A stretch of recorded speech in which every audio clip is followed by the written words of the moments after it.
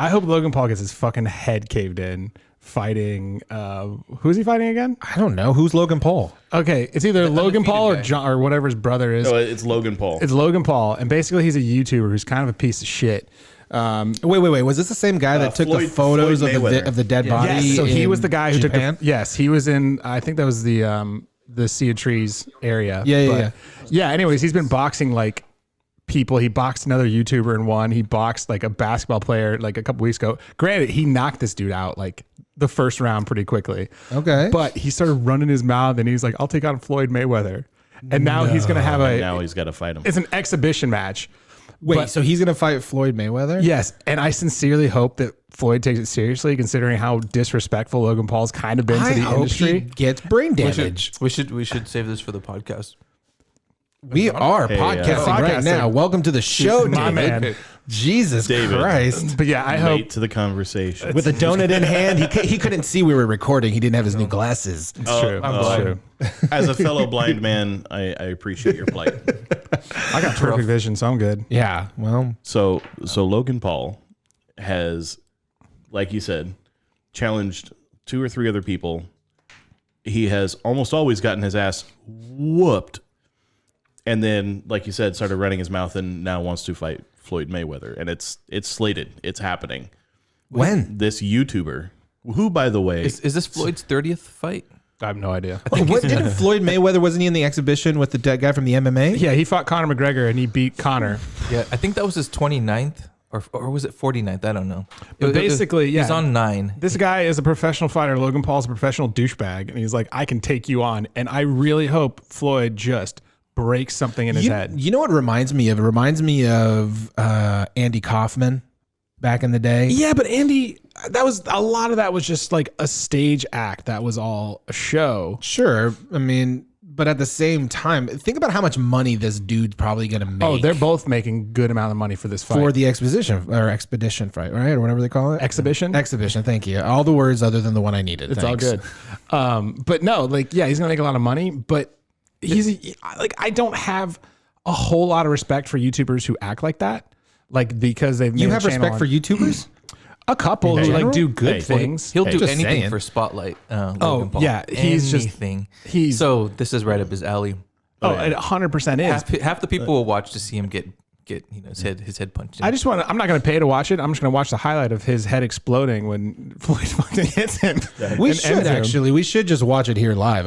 It'd be really interesting. That'd to be do the biggest waste of money. I don't know. It'd be fun. Yeah. There's also Tyson versus Holyfield might happen. Oh god! Well, that whole thing was kind of weird, wasn't it? When the exhibition match with Tyson and he fought somebody else. I can't think of the other guys. A lot of names. people like that one. Roy Jones but they Jr. didn't. Yeah, but they Yeah. didn't do much. Like it was very. No, it was a kinda draw, wasn't it? It was a draw, but it was also just like a show. It was all just It's for an the exhibition. spectacle. They're too old to get sanctioned, I think. That may actually be true. Why though? Why is this age? What is this ageism?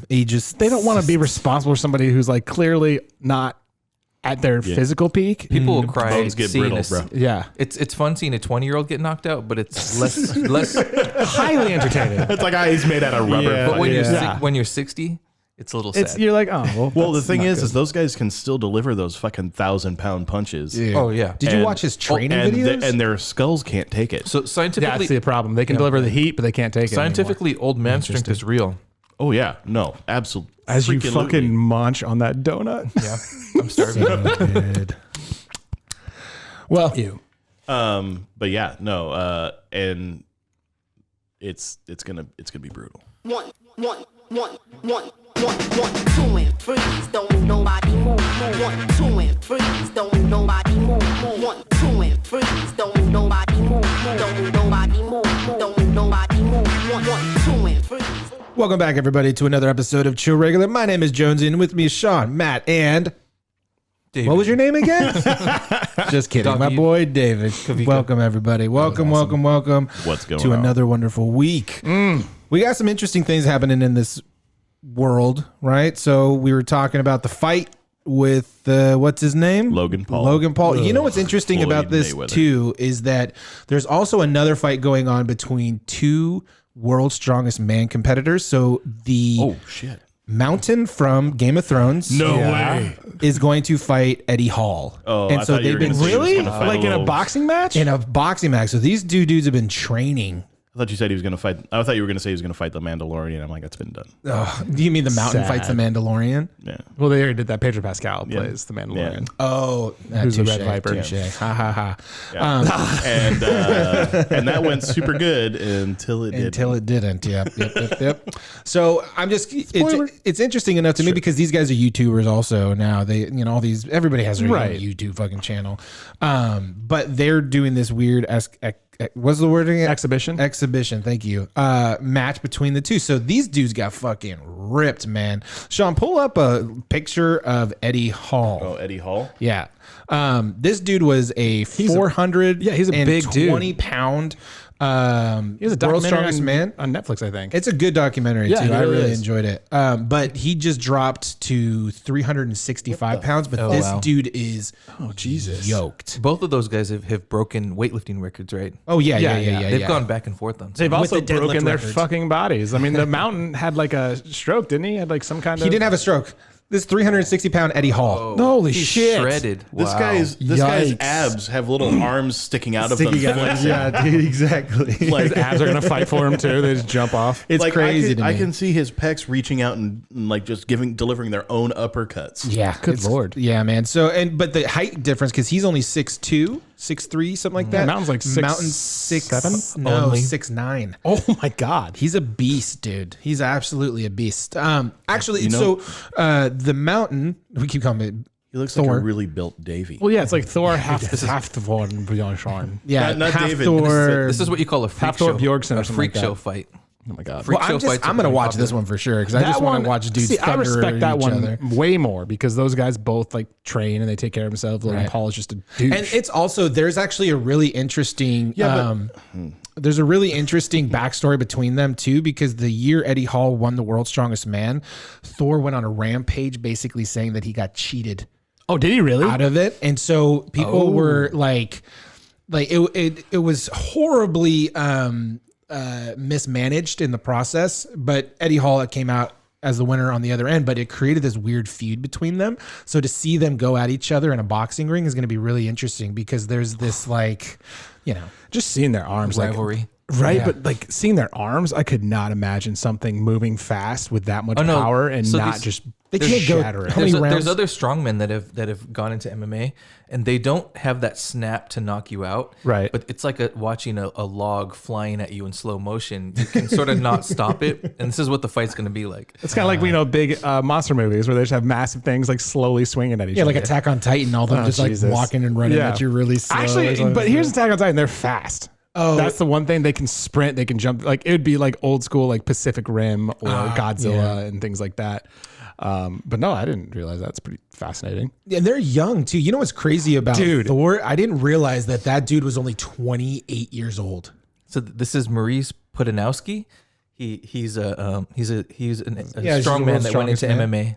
Oh, Yeah, He's those done like, a bunch but that of was fights. like He's Brock older Lesnar now, too. though. Like He's Brock also Lesnar tried to do that Brock shit. And he Lesnar got has that rocked. build. Yeah, Yeah. but he got rocked a couple times. He Like, I did saw- pretty good, and he got rocked by some much smaller guys. Yeah, once he got rocked, he was like, "I'm done." do you think he ever says to anybody, "Are you ready to get brocked"?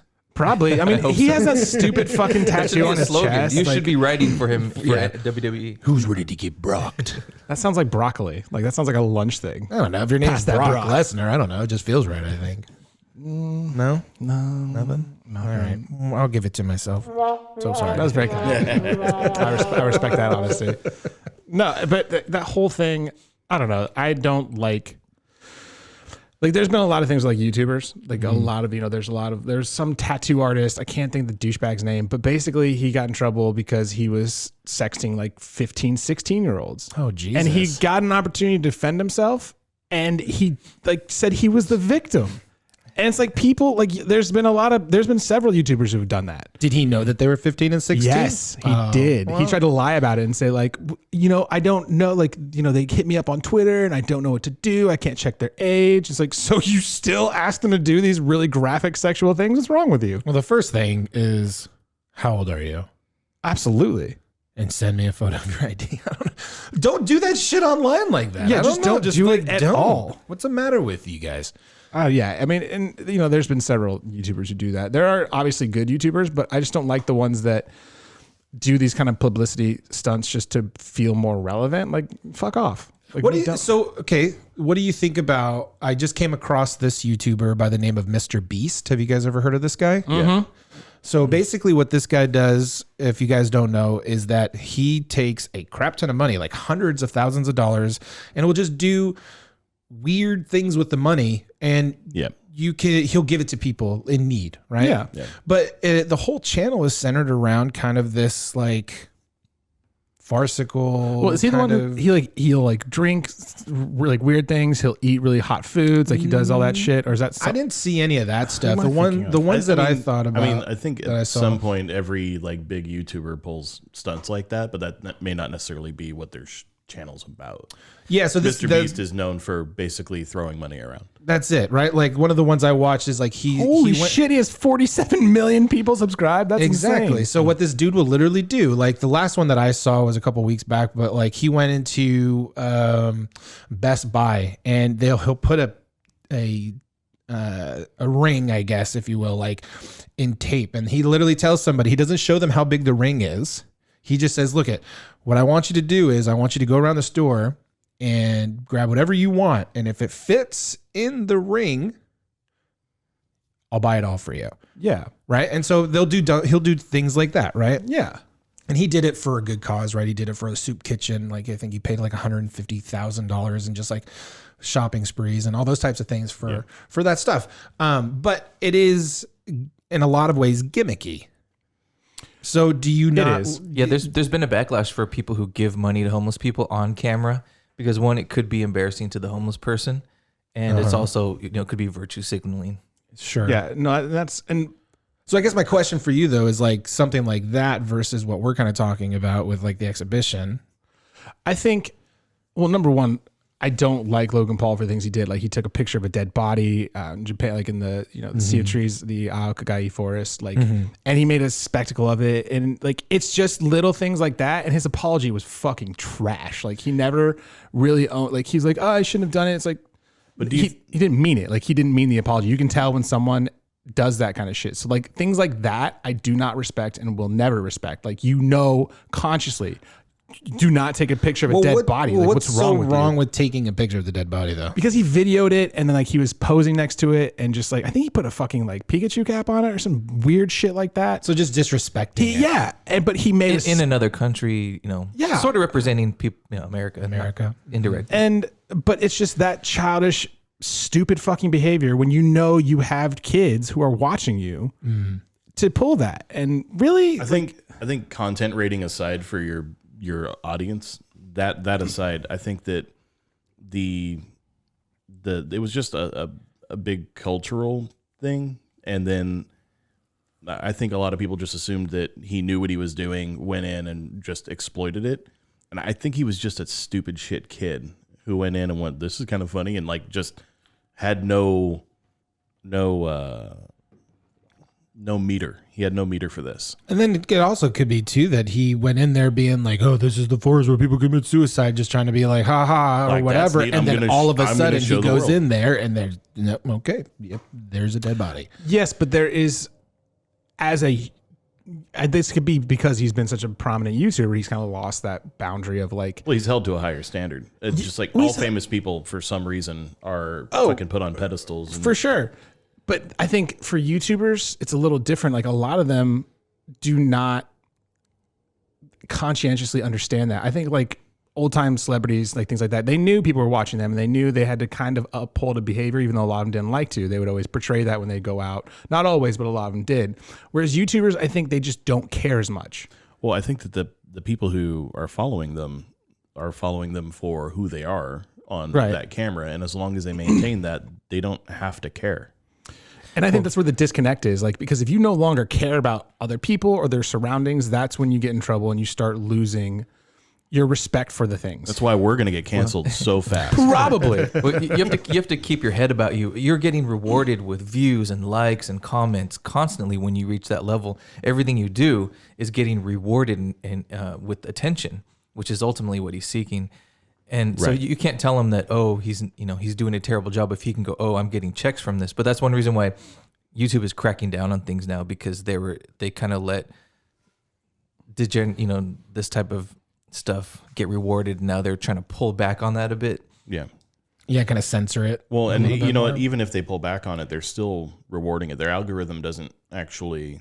Well, because it's robots looking at it. Like if they say Not certain, always, but yes. for the often. majority, like that has to cycle through that. They're not going to pick up on certain things that are clearly. Yeah, they're not, but they're trying not to give them paychecks, and it's getting now it's overboard where they're demonetizing everybody, and so is YouTube. Right. Yeah, no, it's YouTube as a monetization platform is absolute garbage. They are first and foremost a business for profit, and they will do everything they can to maximize that profit, including screw over their content creators.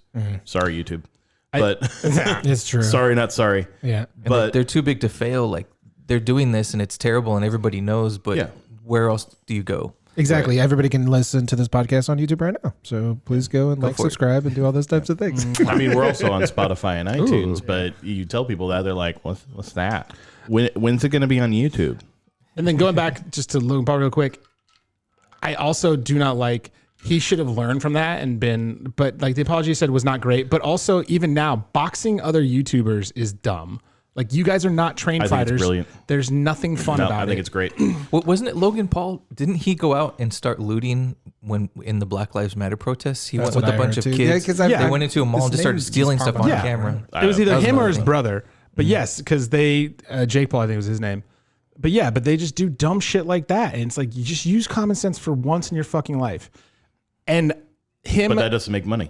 it doesn't. But Not on YouTube. Nope. But that's at that point, it's like, okay, you want the money, that's fine. Like I get it, but do something that is actually like I don't find entertainment. This is me personally. I will not find entertainment in watching him box Floyd Mayweather, because in reality, I know if Floyd wanted to, he would break that man into tiny pieces. I think that's kind of the hope, though. Yeah, that's I the mean, hope. and I pulled this up now.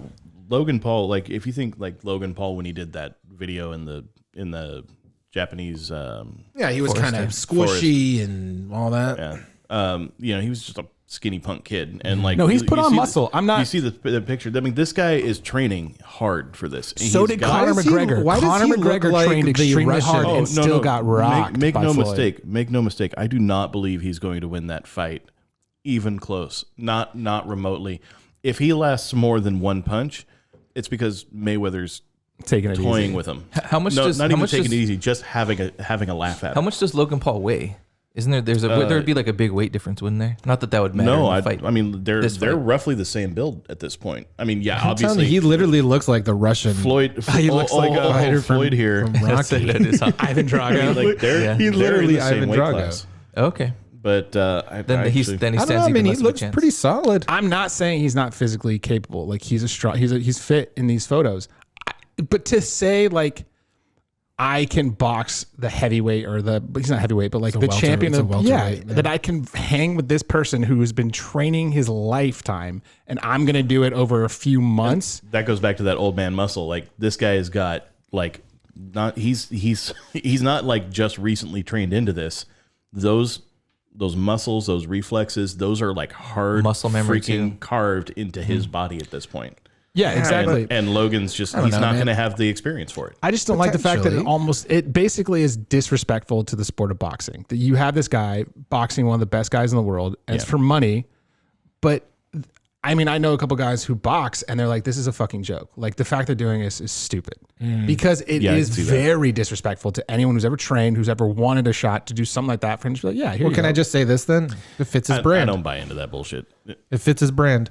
Yeah, it fits his brand, and you know what? The people who are like, "Oh, punk kids just getting up there." Well, yeah, he's got a fucking great marketing team, and really, it is if you great wanna, marketing. If you want to make it big, I don't give a shit. You need a great marketing team, and if you haven't realized that yet, there's a reason why you're not famous. Well, I'm going to say this, guys. I hope he does well. We're not famous, and guess why? We don't have a good marketing team. What? We're not famous because we're not good. No, we're better than good. We're fantastic. But Fantastic Four. Oh, Was that bad? Oh shit. dibs That was bad. on Mr. Fantastic.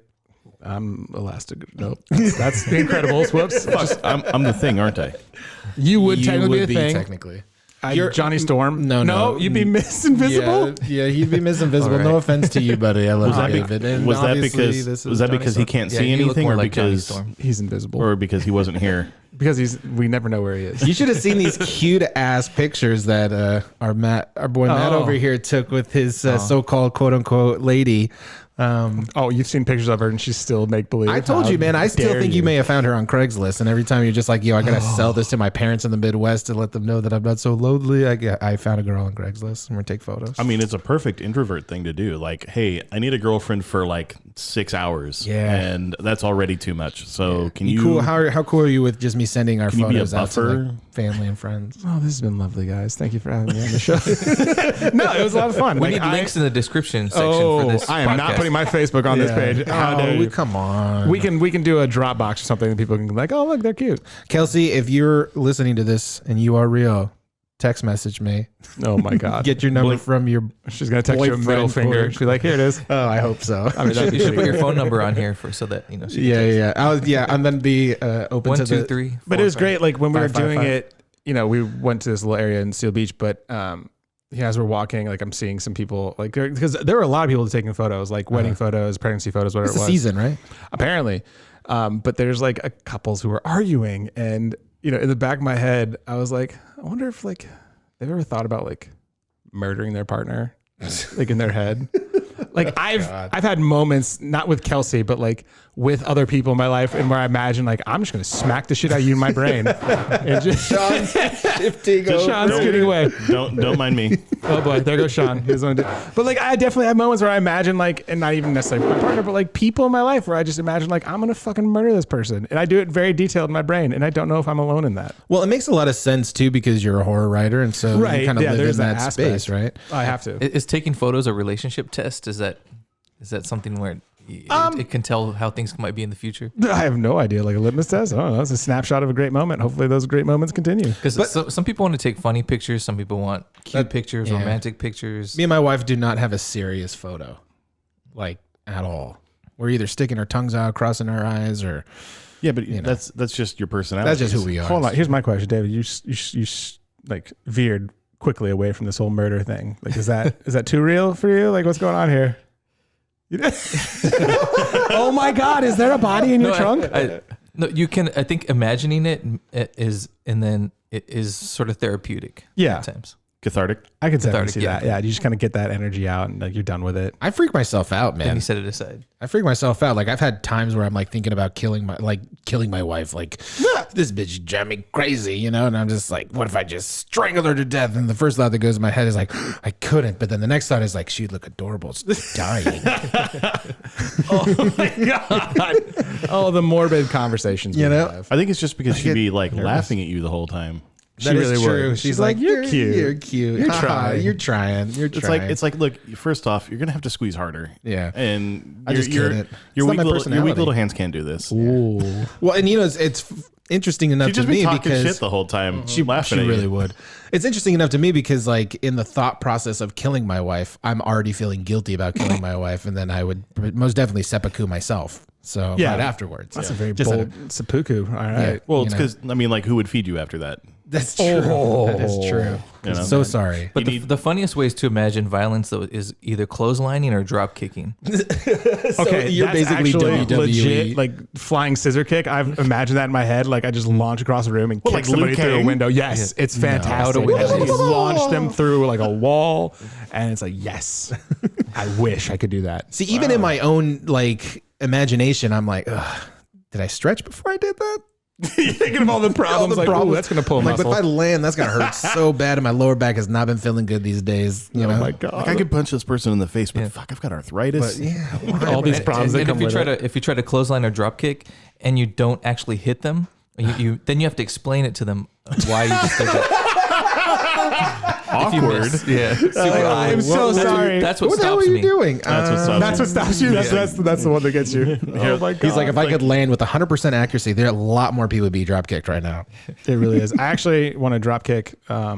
So I've been reading for a buddy of mine who works at a production company. I've been reading scripts, and I really want to drop kick a lot of writers that I thought were really talented because they've had movies. And I'm reading their new stuff, and it is really bad. Like it is shocking. But that should give you a lot of hope for you then. Here's the thing. It's like a line because like, yes, it's inspiring knowing that like my writing currently is better than this. But on the flip side, it's like, okay, but they have management and they have other things, and I'm getting passed by them, like management as well. Like, what the fuck is happening? Marketing. Can you describe? God damn it. Marketing. It all comes down to having a great marketing team. God damn Hitler, great marketing team. Buddy. I mean, Yeah, he did. Touche. Hugo Holy Boss. shit. Touche. I wish I could argue that, but I can't. I'm just gonna drop the Hitler hammer. He had a good. That's the new thing. A good costume designer.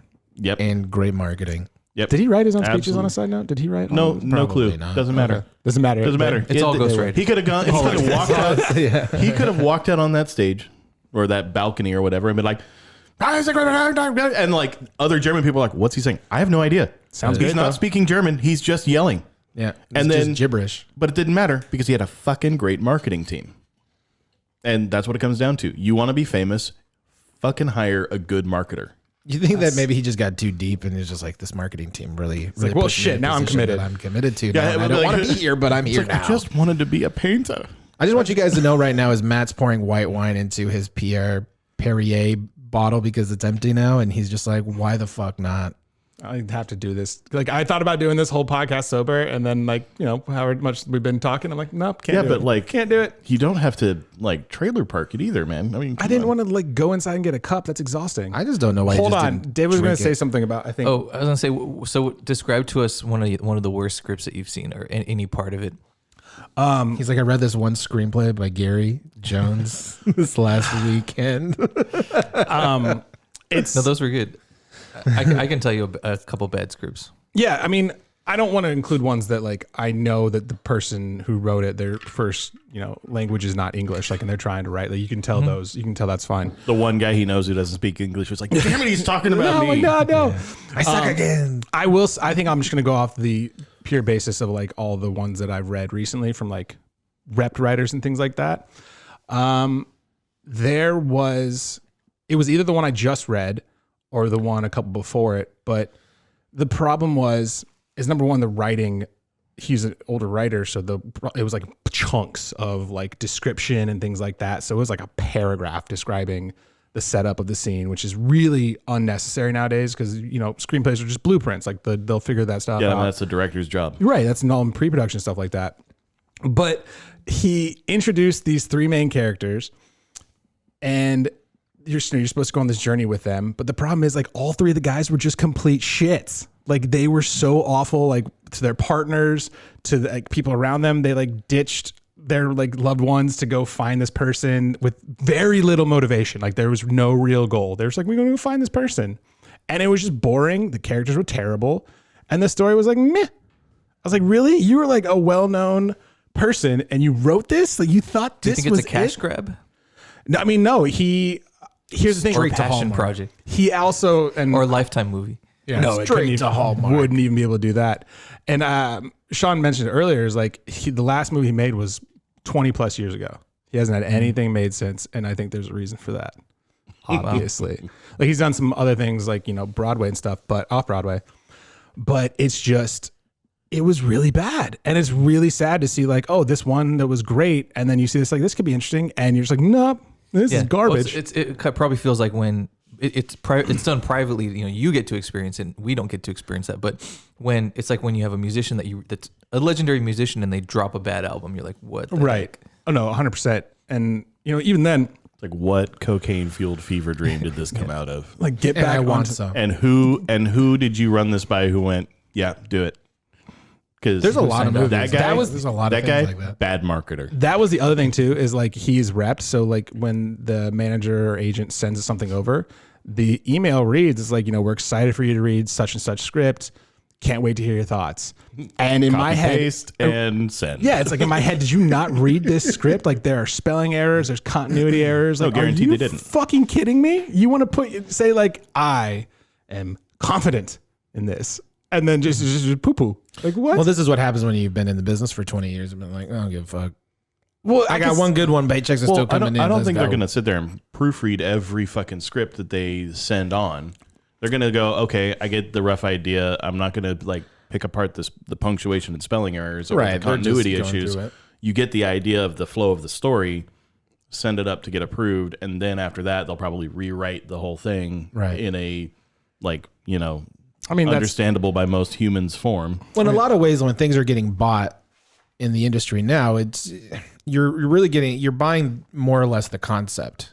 Right. Like the writing doesn't have to be perfect. In a lot of ways, most things are just getting bought up so they can shelve it just in case when the time arises. And they're like, oh, we have something that kind of fits this thing because it's becoming more. That could be a thing we want to make money on. We'll grab it. Right. Yeah. Exactly. So, I mean, to which end, good for them. It's like buying 2 bags of chips. But this is not going to sell. So That's the problem. At all. 2 bags for one. You know, be really interesting though is if you find down the line that somebody actually bought this thing for like, you know, there's no way because that would require the reader to be like, hey, this is actually a decent idea in here. Buy it, and like the idea isn't that good. Well, yeah, but I mean, for all the people who sit there and go, I'm going to write this script, this thing's amazing, and then run it by somebody who goes, yeah, that looks good. There's probably somebody out there who'll be like, yeah, I'll buy that. You know, potentially. There's enough people on this planet.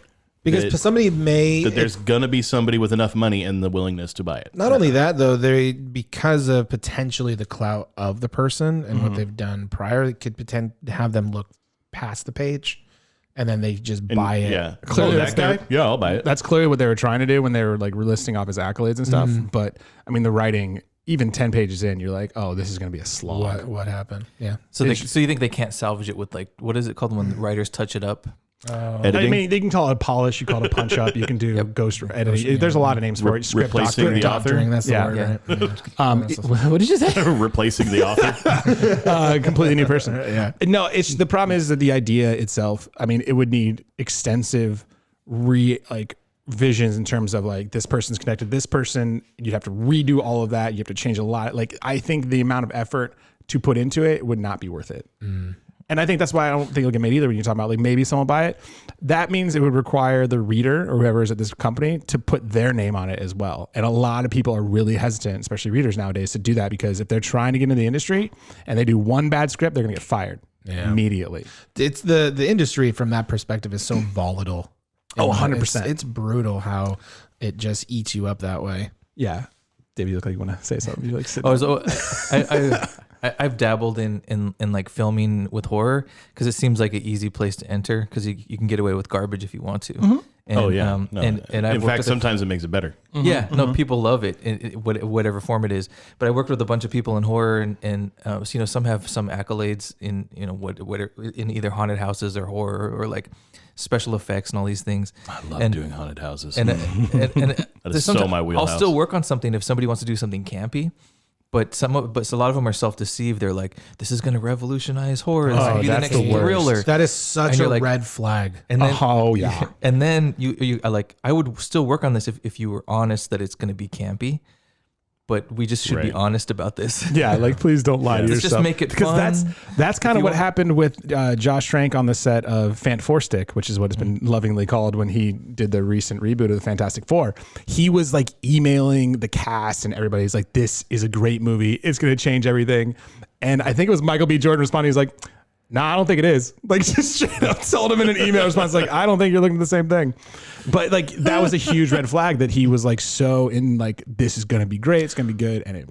Well, what tends to happen in those conversations that I find in my own personal experience is they're doing that because they want to enroll the people that are getting involved that they're doing something worthwhile. Right. Not necessarily that it will be, but I think it's just getting people more excited about the work that they're going to be doing. Trying to get the hype train moving. Exactly. And not from a marketing standpoint, but just on a except that is standpoint. exactly Definitely what that marketing. is. Do you think Trauma does that? Do you think Trauma? I think I think Corman had such a respect for what he was doing. Like he knew he was making camp. Corman knew what he knew exactly what he was doing. Yeah. But I think his confidence in the vision that he was going for helped everyone get on board with it because he knew everything he was making was campy.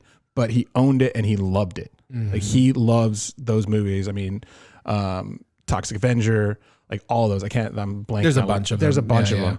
But he loves those. Like they bring him a lot of joy. And I think that is more infectious than a lie of like, this is going to be revolutionary.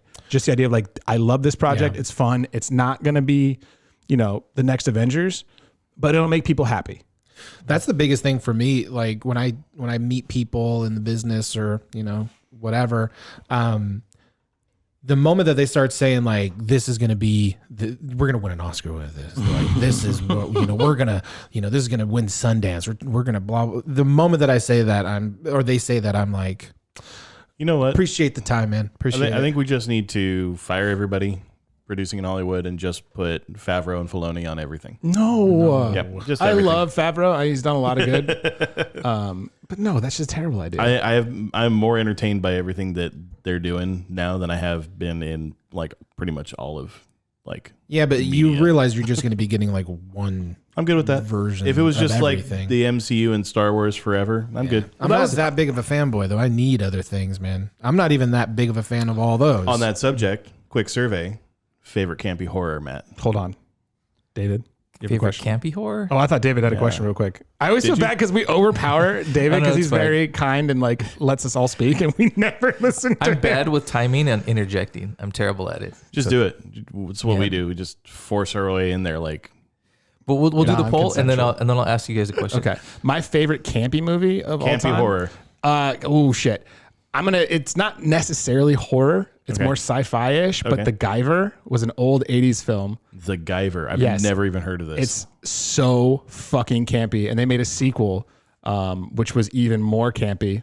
But David Hayter, the guy who was the voice of Solid Snake, and he also wrote like X2 and like a bunch of other stars in the second one as the Guyver, and it's fucking hilarious. Like it's these really cheap rubbery monster suits, and he has on like this biomechanical armor. It's so fucking goofy, but I love it. I remember staying home, faking being sick, just so I could watch that movie over and over again. That's adorable. Yes.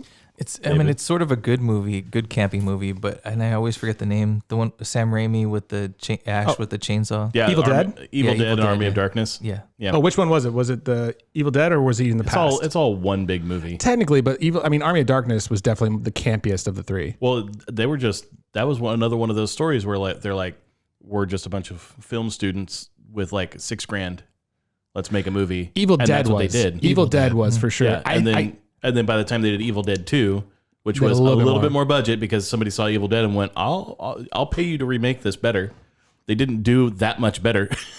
I mean, it was still funny. They found a way to The make it like a psychology was sequel. sort of good, so that's why. with like Ash's character, like his just mental The breakdown. whole or- thing. Everything was fucking The- great. here's the the thing. setups were good. That was going to be my choice too. Army of Like, Darkness is one of my favorite ones as well. I think I got to the Guyver sooner in terms of age, but like Army of Darkness, the boomstick, like all those classic lines are so great nowadays. Such a quotable movie. Oh, The yes. humor's fantastic. It's awesome. Him with the clone, the doppelganger grown out of his shoulder Yes. and shit like that. Stop hitting yourself. Stop hitting yourself. Yeah. Goody little two shoes. That was the other one. Fucking loved every part of that. Klaatu Verata. Nickel. what's the guy's name? Bruce Campbell. Bruce Campbell. Yeah, one of my personal heroes. I saw him. He was there at the showing of Bubba Hotep at Nice. one of the theaters. So he was actually there. So we saw the movie and we saw him afterwards. He was answering questions and there was one person in the front that had his book and they were trying to get it signed and he kept pointing around and skipping the person the whole time. Oh boy. And it was just Wow. extra funny. Oh man, And then at the very end, he signed their book. Nice. They were That's funny. going nuts. he was trolling him. Yeah, totally. Bruce Campbell as his Bubba Hotep, like that was one of my favorite ones. Basically, he's Is that a horror movie? Elvis. So he plays Elvis, and who was It's JFK? campy. But he was black. Wasn't he? Campy, JFK was yeah. black in the nursing home. Oh, something like that. And then what ended up basically there was like a ghost in the Bubba nursing Hotep. home. There was like a mummy that was coming and like killing all the elderly in this nursing home. Oh. And Bruce Campbell plays Elvis, and then Oh, man. JFK is black. Actually, that's how he like got away, and he lives this nursing home with them. Wow. And so they It's have a to take him weird, off. It's weird- goofy, but it's really good. Yeah. All It's right. pretty solid. Okay. Cool. Yeah, mine was going to be Army of Darkness and Evil Dead. So but, basically, what we're saying is all the campiness is mainly rooted around so Bruce it's Campbell. Bruce Campy. Bruce Campy. I mean, I didn't watch too much of the TV show, but I heard it was pretty entertaining as well. I wanted to watch Ash so much vs. Evil more of Dead. it. I just haven't gotten around to Yeah, it. I mean, I watched like the first season, and I just stopped for whatever reason. Like it was entertaining. I just there's so much media out there right now. Sometimes you have to like loop back around. yeah, no, 100%. I liked everything I saw. it was all Evil it Dead. had the same humor. It had all of it, and the over the top gore and like the goofy characters. Fact that he's like kind of washed up and it was awesome. Trying to fit back into his outfit, you know. Like, I really enjoyed also like the Crypt Keeper. I watched Tales from the Crypt. Demon Knight is still an underrated movie in my opinion. Yeah, like those. I watched more of those than anything else. Yeah, that seems up your alley. Yeah, that's good campy horror. Yeah, but that also told really good stories, you know, in terms of like, just. Oh fuck! I can't even think of the word. I love that stupid fucking puppet, dude. Yeah, the Crypt Keeper. Yeah, the Crypt Keeper.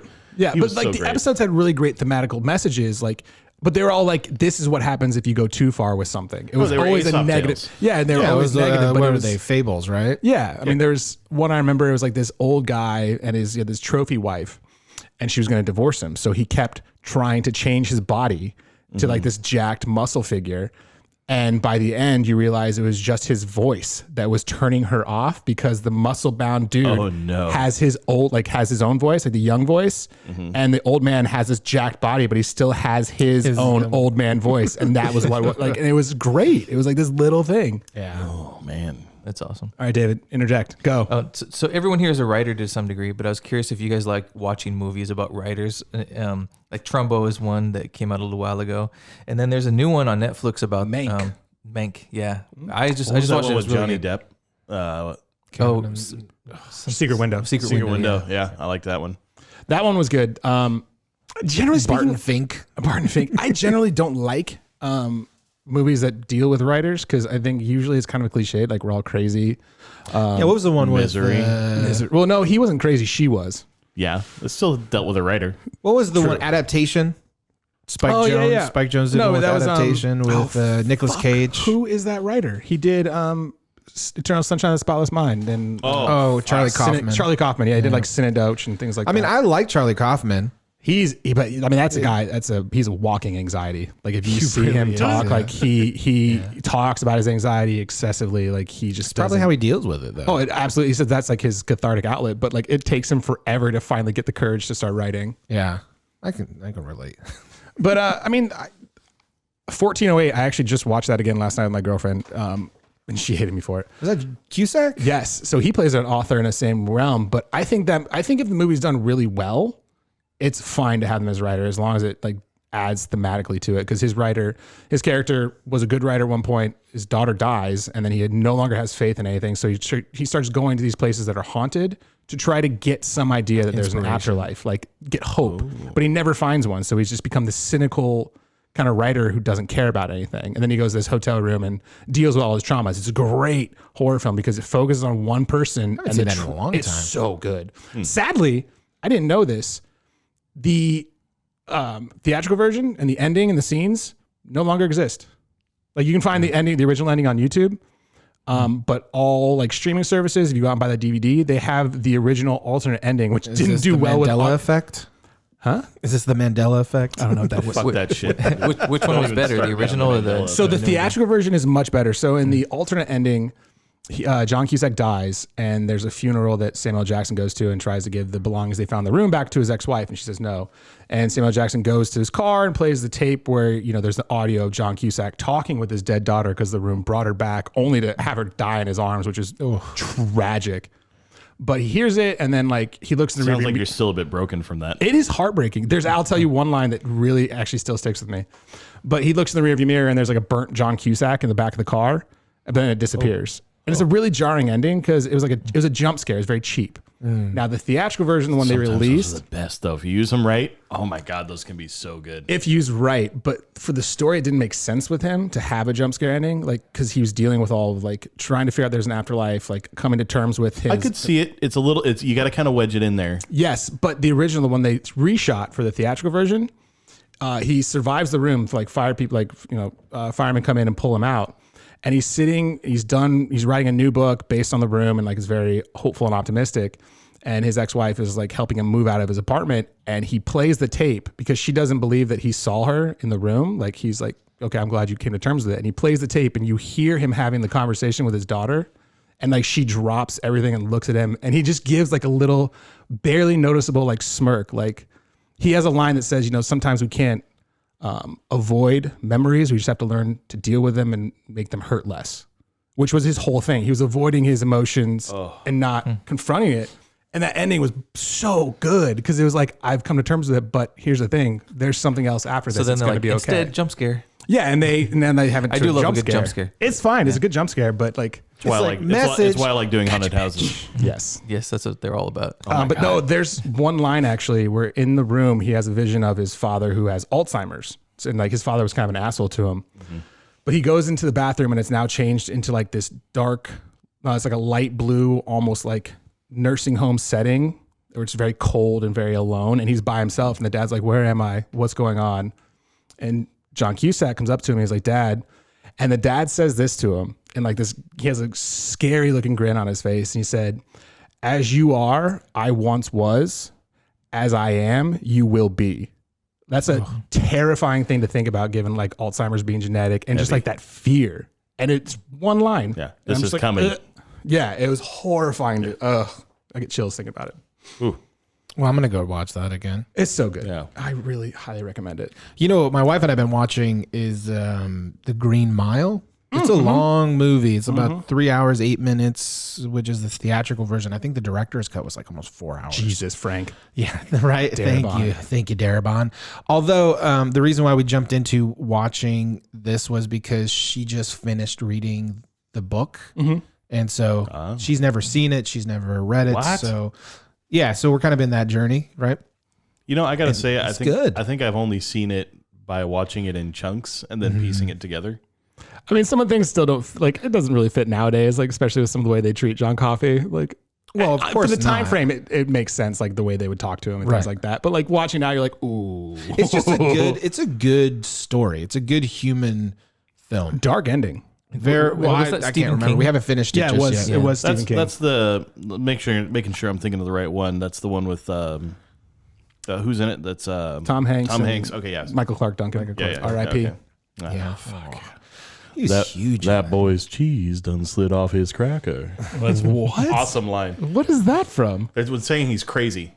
Oh, is that in the one of- movie? yeah. Oh, I haven't seen it in like a while. So, but One of the lines it's from so the movie is long. that boy's cheese done slid off his cracker. that's great. The movie is love that so phrase. long Yes. that we've been watching it in chunks. You kind of have we to. can only, we've been watching It's like like 45 minutes. Almost the only way I consume movies these days. I don't necessarily My old man like. bladder, you know. Old man bladder. I gotta pause and take a nap. I don't necessarily like doing movies that way. I have to finish them, but because I've seen this movie before, and my wife watches movies very staccato, so Isn't a miniseries basically a long movie? Yeah, but that's like 7 or 8 hours, technically speaking. That's how I prefer to consume media these days, because then you get like 45 minute to hour long chunks.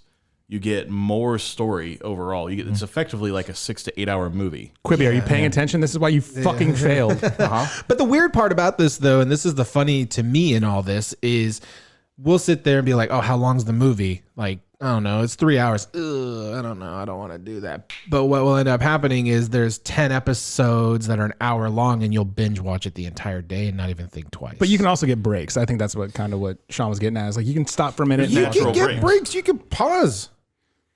Yeah, but if you stop during a movie, like you can stop after an episode. 'cause Yeah, there's a loses bit of the finality. momentum. Yeah, it Yeah. loses all that forward momentum.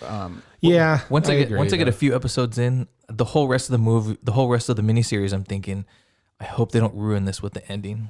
And they, Oh yeah, bad that's the ending. worst part. well, Because that's the hardest part is Yeah. expectation towards the end, because you're building. It's really difficult to satisfy anybody with an ending. I mean, how many TV series can you count like on your hands that have had good endings? I can think of like maybe 3. If One that. for me. I mean, Breaking Breaking Bad, Mad Men. I thought it had a great. I didn't like ending. Mad Men that much. And that's Fringe. Fringe. I think Fringe went off the rails toward the end. I think it was. Agreed. Well, yeah. I mean, I can see that, but it's Like still, season 5 or season 4. at the end of it, I whatever, wasn't like, why the fuck did they do that? It was more like, okay, like I'm all right with this. Yeah, I binged know, Breaking Bad, but It was the metaphorical walking off into the sunset. Yeah. You know, Sure. And so I didn't see the last episode Jesus of Breaking Bad. You better just fucking interject this. He's just, yeah. Go ahead. You got to wait for Sean to take a bite of the donut, and then you can ahead. get I in was trying to there. interrupt before he finished. No, go his ahead. Go thought. ahead. But anytime. I binged Breaking Bad. See, that's where it is. But then I can't sit through the movie. I the couldn't sit through the Cadillac movie. or whatever it's called. One with Aaron Paul. I can't get to the end. I think it's just different. That's, Walter White's not in it. And I think he's a big driving force, obviously, of the show. I think Aaron Paul's a fine actor. I'm glad he's finally gotten some notoriety. I still remember seeing him. One note, though. Kind of, but I remember seeing him way back in the day in Van Wilder. He has a very small scene where Van Wilder's dad comes to a party and Aaron Paul runs out and he's got like a lingerie dress on. And the dad's like, I'm looking for Van Wilder. He's like, any one of these 4 rooms, Gramps, and like wanders off. It's such And that's it? Yeah. It's a little cameo? Yeah, it's a little cameo. But I remember seeing him like, he was funny. And then 10, 15 years later, he's finally at a show. Like, Didn't good he for do him. Need for Speed also? Yeah, that was right after Breaking Bad ended. Not a good transition. Yeah, sorry, buddy. Have there been a lot of TV stars that have transitioned well to film? I mean, I would say it's at least as good as Fast and Furious sequels. I can't think of any. No, that wasn't meant to be a compliment. Yeah, I know. I've seen a lot of actors come from Film to TV. Yeah. really well, but I don't think I've seen very many go from. There haven't been many that left like a TV show. Like you haven't seen a lot of The Walking Dead people haven't been in film. Like they've either transitioned to other shows or something like that. I just don't know if there's like a block to it. Like I think of like video game actors and stuff like that. Like I don't see or recognize very many faces unless they're previously celebrities. Like there's got to be some weird middle ground there of like doing voice action, motion capture, and like, being a model for it and then being an actor as well. Like why wouldn't those two, like if you see a video game, if you see a video game, like, all right, this actor did really well. Why wouldn't that translate into, a film or a TV? Like I said, Keanu Reeves for this new 2077 or whatever video game is like one of the few that I can think of. Want to hear something funny is Jason Momoa used to be a motion capture actor. No shit. Before he was a big actor. Well, I think he had done proud some of David shows right now for interjecting. What boy? One of a student in Exile, they almost hired him to do a fantasy game motion capture. Oh, that's cool. And then Max, who's there, he was super excited. He's like, "Oh, there's this dude. He's huge. We're gonna get him to be the motion capture actor." And I was like, I was like that. It passed without thought. He showed me pictures, and I was like, "Yeah, it doesn't matter what he looks like. It matters how he motion captures." Yeah. What's the? And then later on, literally he anybody was could be in that suit. I could do it. That's true. Just don't put any. That was my first sensors on the belly. exposure to him. Well, that was also, but I think it also does translate well though to actual acting. Like look It at does. I was totally wrong. Andy. Well, look at Andy Serkis. Like he started out completely motion capture, doing Gollum and doing all those other things, and he's now been in like Avengers and some other movies where he's a really good actor. He's also a really good director. Yes, I'm actually really excited to see what he does with the sequel to Venom. Yeah. I'm really excited for that. Have you guys seen all the hype on Cyberpunk? I don't understand the hype. What is it? I've been playing. I know the game, but like, why is it so hyped? Is it Gary's as good? got a fucking boner right Gary's now. the only one here who's played it. I don't know, man. So, I've what heard is a this? couple I games, but what's your take on it, Gary? If you're playing it, Well, there's 2 points to this. First point is I spoilers. don't have a PS5 to play it in all of its glory. So keep that in perspective. It's a So beautiful you're playing it on game. PC or what? I'm playing it on a PS4. Okay. So keep that in perspective. Everybody and all the algorithms in the world bought all the PS5s, so I'm not looking to spend $1,200 on something that I know is only $500. So Yeah. right. The other thing too is I think just the game world itself is really engaging so far. The narrative, the way that they built out the world.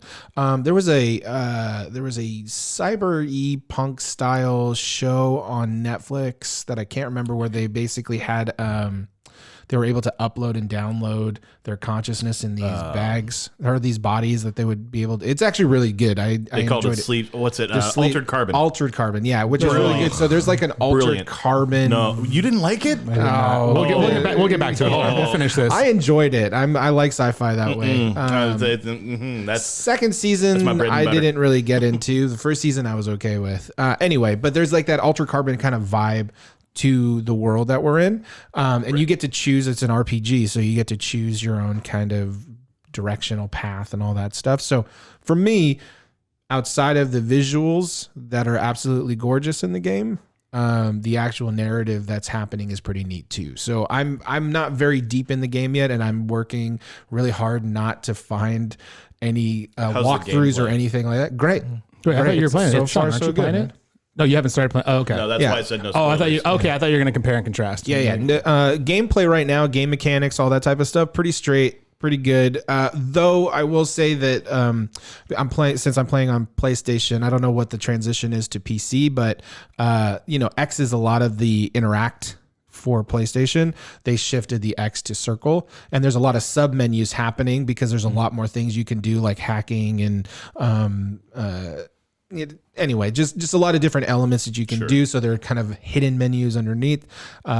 So that's going to take some getting used to. And again, I've only played maybe an hour so far of the overall gameplay. So still very, very young in this, but so far so good. It's one of those games they spent 8 years making it.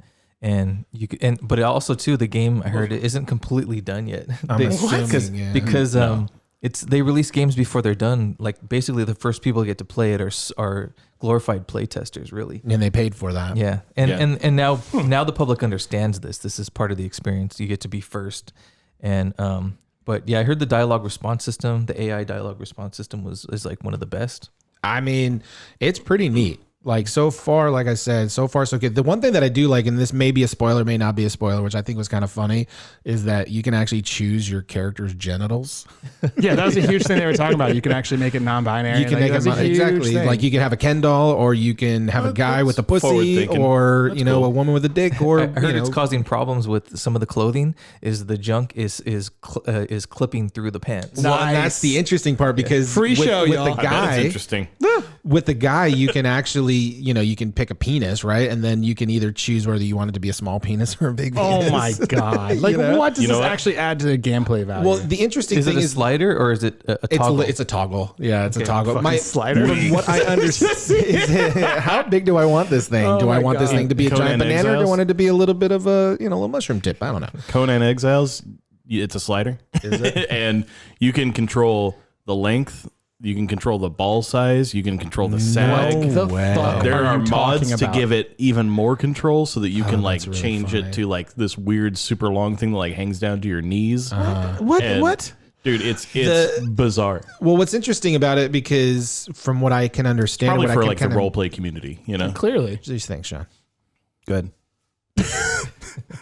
Oh, we may have a first fight. Standoff. Oh my God, he's about to lunge at me over the table. You brought donuts, so I'm not going to get so angry. All right. What's interesting about the gameplay, it's for adults. So like there's strippers, one of the first opening. I love how that's the first thing you say. It's for adults. There's strippers. Like that's what it means to be an adult. There's a lot of sexual types of things. Like in the future, the people are very open to their sexuality in the future. So I'm curious where the game's going to go to make you, which I think is pretty cool. I'm guessing that there's going to be, quests or whatever you're going to go through where that penis size is going to help with some sort of narrative. That would be the dumbest thing type ever. Of thing. That would be so dumb. I don't know. Why? What would that do? How's that add gameplay value? I guess for me thinking about it, it could add value if you're in a moment where you're supposed to get something done and you have to be tie it to your dick.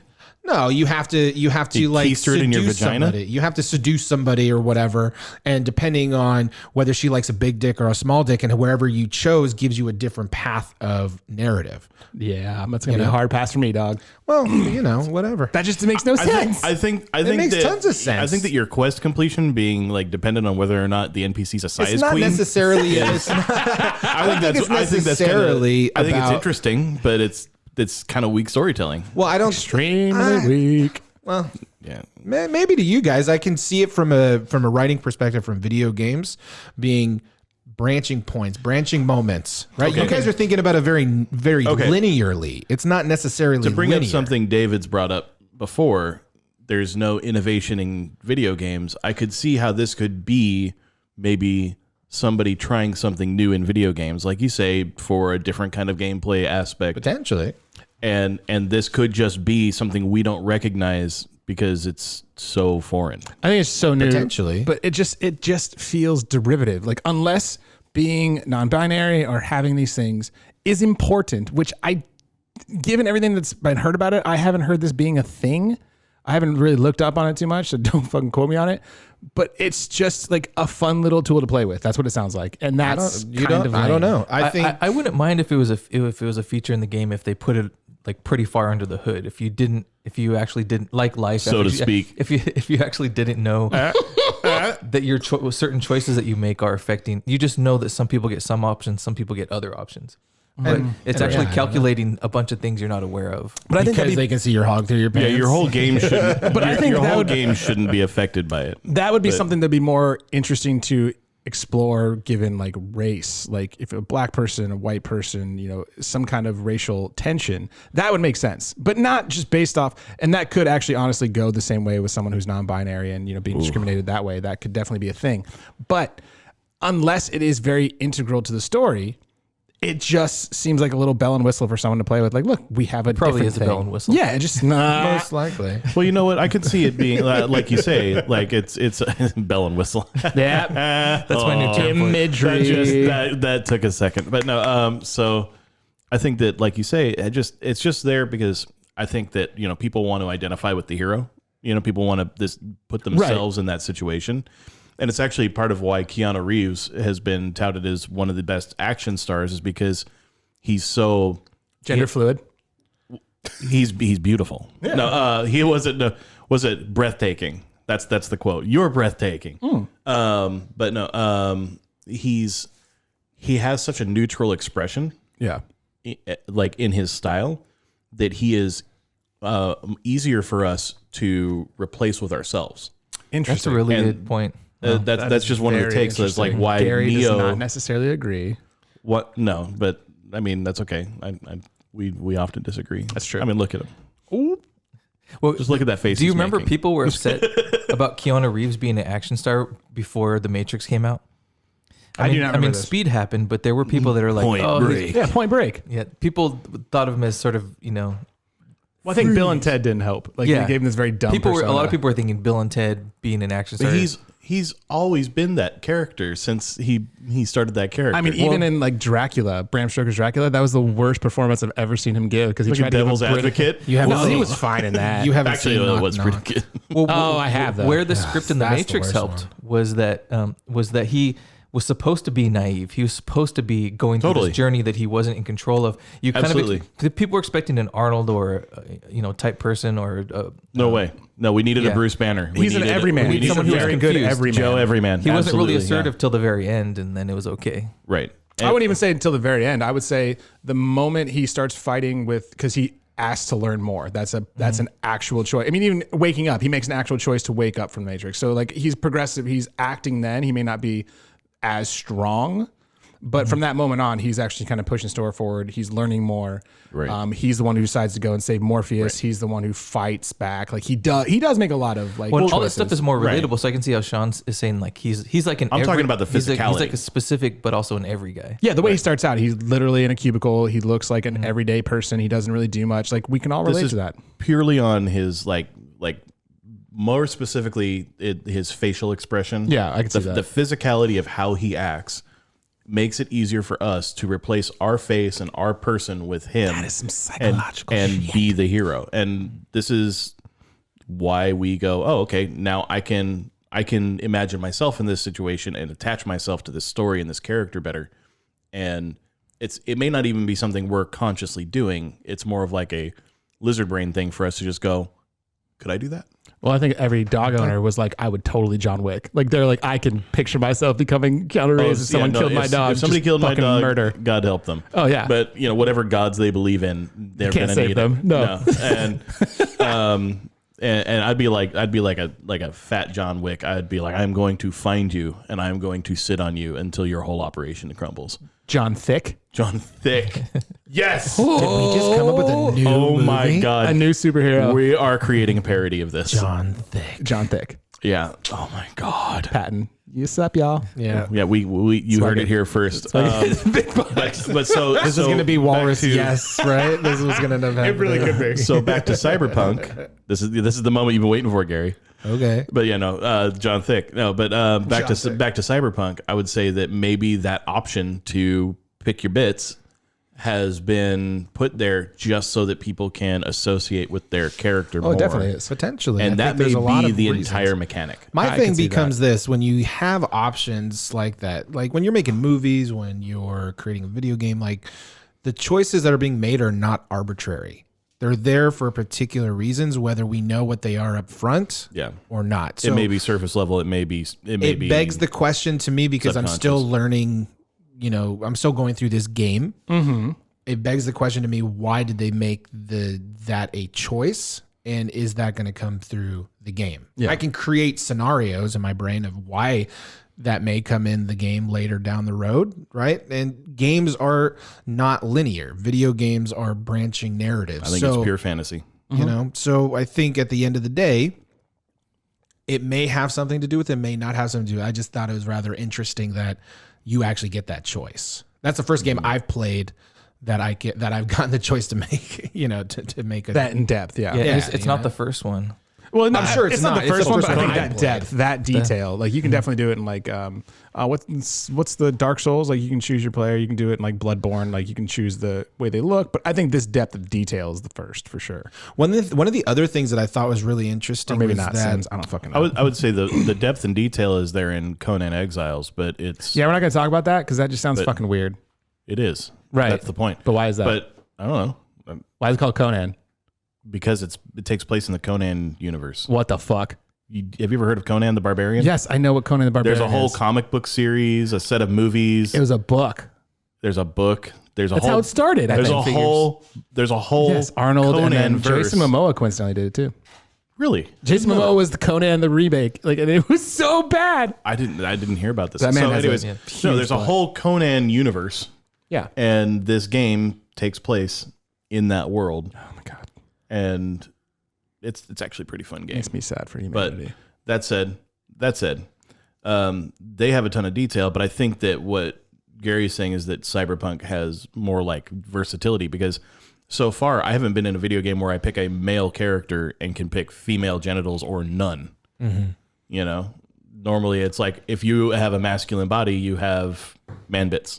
What did you pick, Gary? What did you pick? You got a vagina. tell me you picked the vagina. No, I went straight vanilla, boys. I got a regular... Ken doll? Is that vanilla? Wait, no, you gave yourself no dick? No, I gave myself a mediocre size dick. You straight up started with an S, which made me think you almost said small. I did actually give him a small dick. What the fuck? Well, I want to see what happens. It's small compared to what a fantasy action hero should have, which is clearly going to be 18 inches plus. It depends on how you think about it. It's a fucking weapon. Yeah, exactly. Good He's Lord. like, add 10 points to attack. My dick's 4 inches. Unfortunately, Sneak is down by 10 points. My dick's 4 inches across. Yeah. Oh, Jesus. That's too much. So this week, while I was surfing the internet like one does, I came across a really interesting article about a 6-year-old that got banned from Call of Duty. Right. And...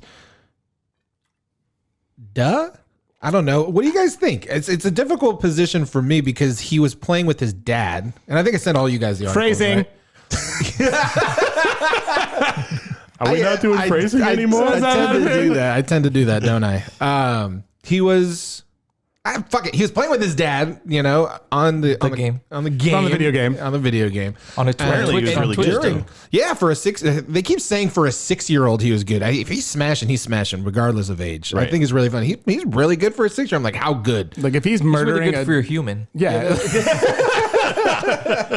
But I'm a little torn around this because the issue that's happening or arising is because it's a 18 plus game, I guess, and he's a 6-year-old, but I feel like if his dad's cool with it and they're kind of monetizing off of it anyway, I don't see the bigger issue. Which one of the guys here again is the video game experts? Like I know Sean, you are a bit. David, you've worked on video games. Like what's? Yeah, I've worked on games, but I'm not like a super avid game player. Okay. I just play enough to stay in the know and read enough news, but I'm not Sean's probably the closest expert. So Sean would be. All right. What is your opinion then, Sean?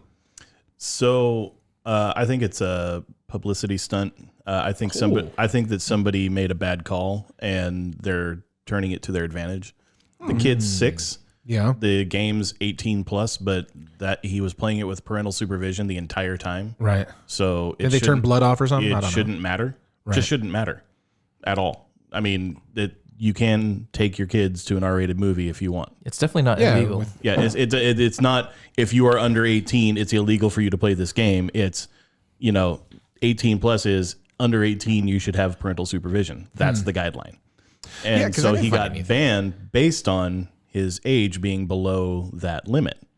And I think that it is one of two things. Either they're like, okay, this kid's got some notoriety, let's capitalize on this by banning him, and then going, oh, we don't know what happened, which is what they're saying. Oh, I didn't hear that. We're working on this together with them, and now they can come off as altruistically, putting things back right. Huh. That's my I guess that is a win-win, because they could actually say, oh, well, we tried to deal with the situation, and they can also say, oh, well, we put them back in the game, so they're heroes both ways. I guess. It's exactly, and I think they're playing that angle. Did they put him back in the game though? I haven't not yet updated on it. Oh, okay. Not that I'm aware of, anyways. Well, no, I mean, It's weird to me though. I definitely agree that it's just strange that they would pick him.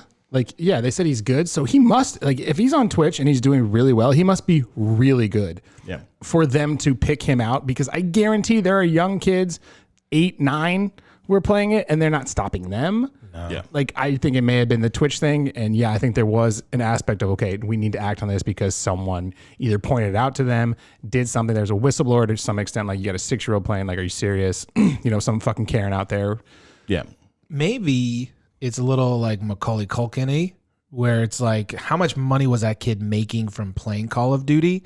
And they were like looking at this kid being like, I don't know, this 6-year-old kid's making crap a ton of money for the parents, right? I mean, I don't know what his following is on Twitch or any of his sponsorships or anything like that, but I know Twitch right now is doing a lot of weird things where they didn't demonetize, but they like deactivated a lot to people's accounts.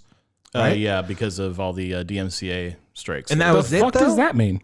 So, God, I can't remember what it stands for. It's basically a Copyright Protection Act that means that you can't use copyrighted material, and if you do, then you could basically receive a strike that would get your account banned. Huh. Yeah, but they've been doing it with a lot of big Twitchers, right? Like Dr. Disrespect got just pieced out. He got pieced out for something else, though. But then nobody knows. This is the weirdest thing that's going on. So this 6-year-old thing, I think, is like one of those, kind of pegs in this overall story, right? Because there's been some really, really big Twitch streamers that have been getting kicked off of Twitch, not necessarily off of Call of Duty. And I guess the kid didn't get banned from his Twitch account. He only got banned from Call of Duty. Correct. So it's a weird thing that's been happening over like the last 6 months though. So I don't know if it was anything related to that stuff.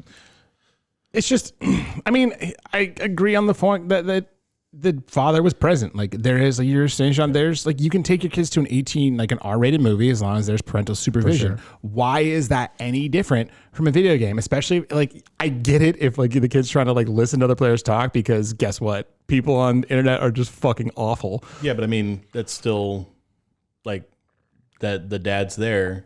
Yeah, and he could be wearing with it. And he could be wearing the headphones himself, like dealing with all the people talking shit while his son just plays. Like, there are a lot of things. Yes. Well, here's the point: is I'm not against the kid playing. I'm just playing devil's advocate on this. I'd rather the company stay out of certain decisions that are parental decisions. But just to play devil's advocate, there have been people kicked off YouTube because of exploiting their children, like playing pranks on their children that are I feel like that comes my question. This isn't the same, but maybe someone might consider it exploiting. That Father of Five or whatever that channel was, where the guy was literally I forgot about that fucker. Dude. What happened? I didn't even hear this. He's like such a piece of shit. He's like trailer park trash man. Like, he's got like 5 kids. Like, didn't they like physically abuse these kids? Like they got awful. the kids to like abuse each other. Like, yeah, they would fight each other for like these families. Like, oh, we're so sorry. Like, this is just how we joke around. This is what we do. Yeah. You teach each other to beat the shit out of each other. What are you talking about? And the youngest of the kids was like on camera, like, no, you don't listen to me. He was like 5.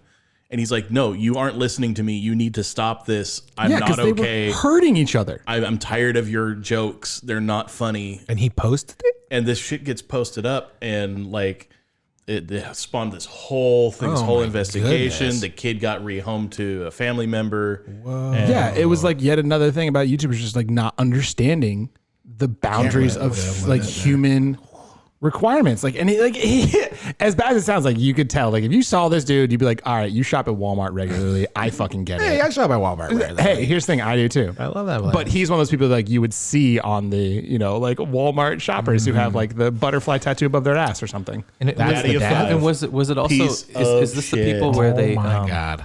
Yeah, is this the one where is actually his stepchildren? It wasn't necessarily all his. Oh children? shit, I didn't know that. Is that? I might be mixing up I stories. can't verify that. I don't know. But Sean's on it. Investigation 101. Yeah. Back in the research room.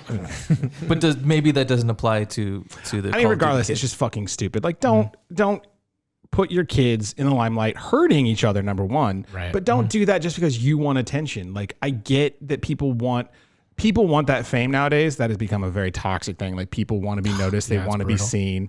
Kind of, we're doing the same thing, but we are not being seen on the faces, so it's okay. Not yet, though. Not yet. But I mean, this Call of Duty thing isn't even remotely that situation. No, I don't not think at all. so either. The kid was okay. He was having fun. The dad was there with him. Yeah, it was supporting safe. him, keeping him safe. We have no idea where the money was going, and that wasn't even the issue brought up. It was just That we he was banned 6 this years kid old. because he's 6 and it's an 18+ game, which isn't their job to monitor. I think that's bullshit. Yeah. Yeah, it's 100% the parents' responsibility, and he seemed okay with it. Yes, they were making money, and I do think that is probably a big thing that you're talking about.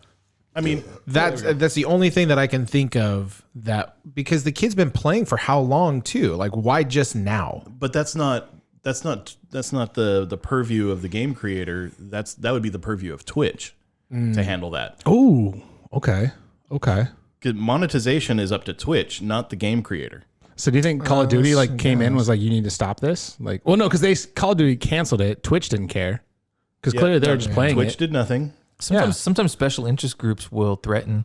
I mean, it could be an issue of that. They were probably trying to dance around a potential problem and go, we don't want heat right now, so we're just going to go ahead and just quietly ban this kid. And And then it happened not so quickly. and then it blew up. This is only a story, but how is this like heat? Like this is what blows my mind. It's like, this isn't heat. Like, this kid was playing a video game with his father. It's not like he was sitting in a basement surrounded by fucking, machine guns, plotting out murdering at his high school. And most children aren't good at things. If you have a kid that's good at something, you kind of want to encourage it, even if it's hard. Like, you suck at this, but one day you'll get better. But yeah, If someone's naturally good at something, you want to encourage that for sure. Yeah, totally.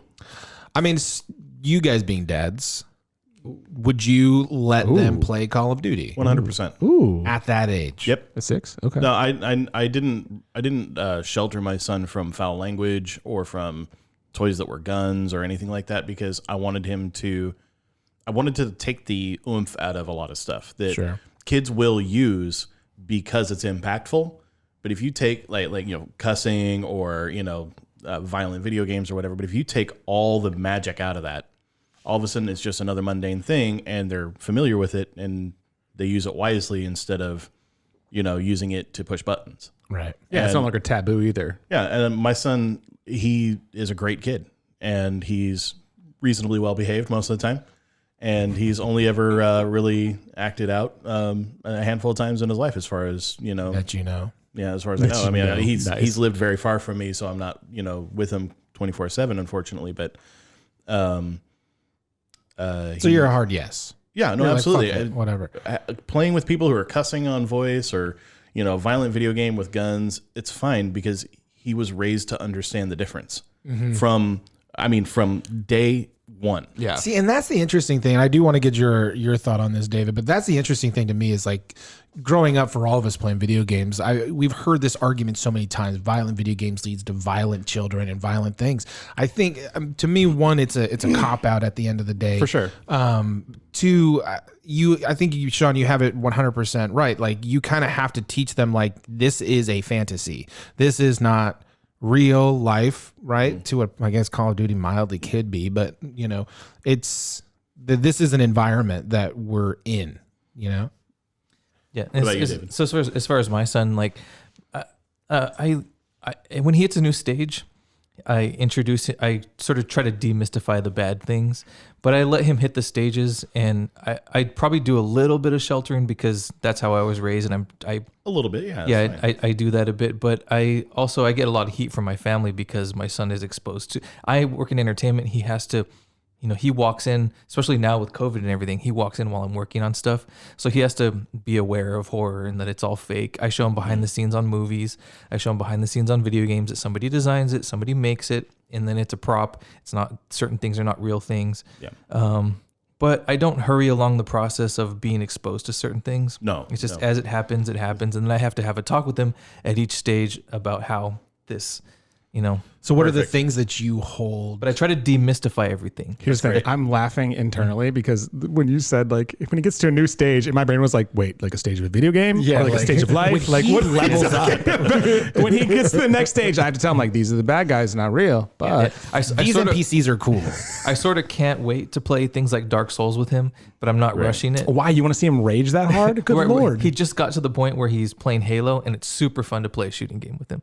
I can see that. But, he just got past the Fortnite stage, which I wasn't so interested in. I played a lot of Angry Birds with him when he was like 3 and 4. But yeah, That is in adorable. stages. But it's fun. What are some? I was going to ask. What are some of the things that you kind of shelter your kid from? Ooh. Well, I've tried to keep blood away for a while.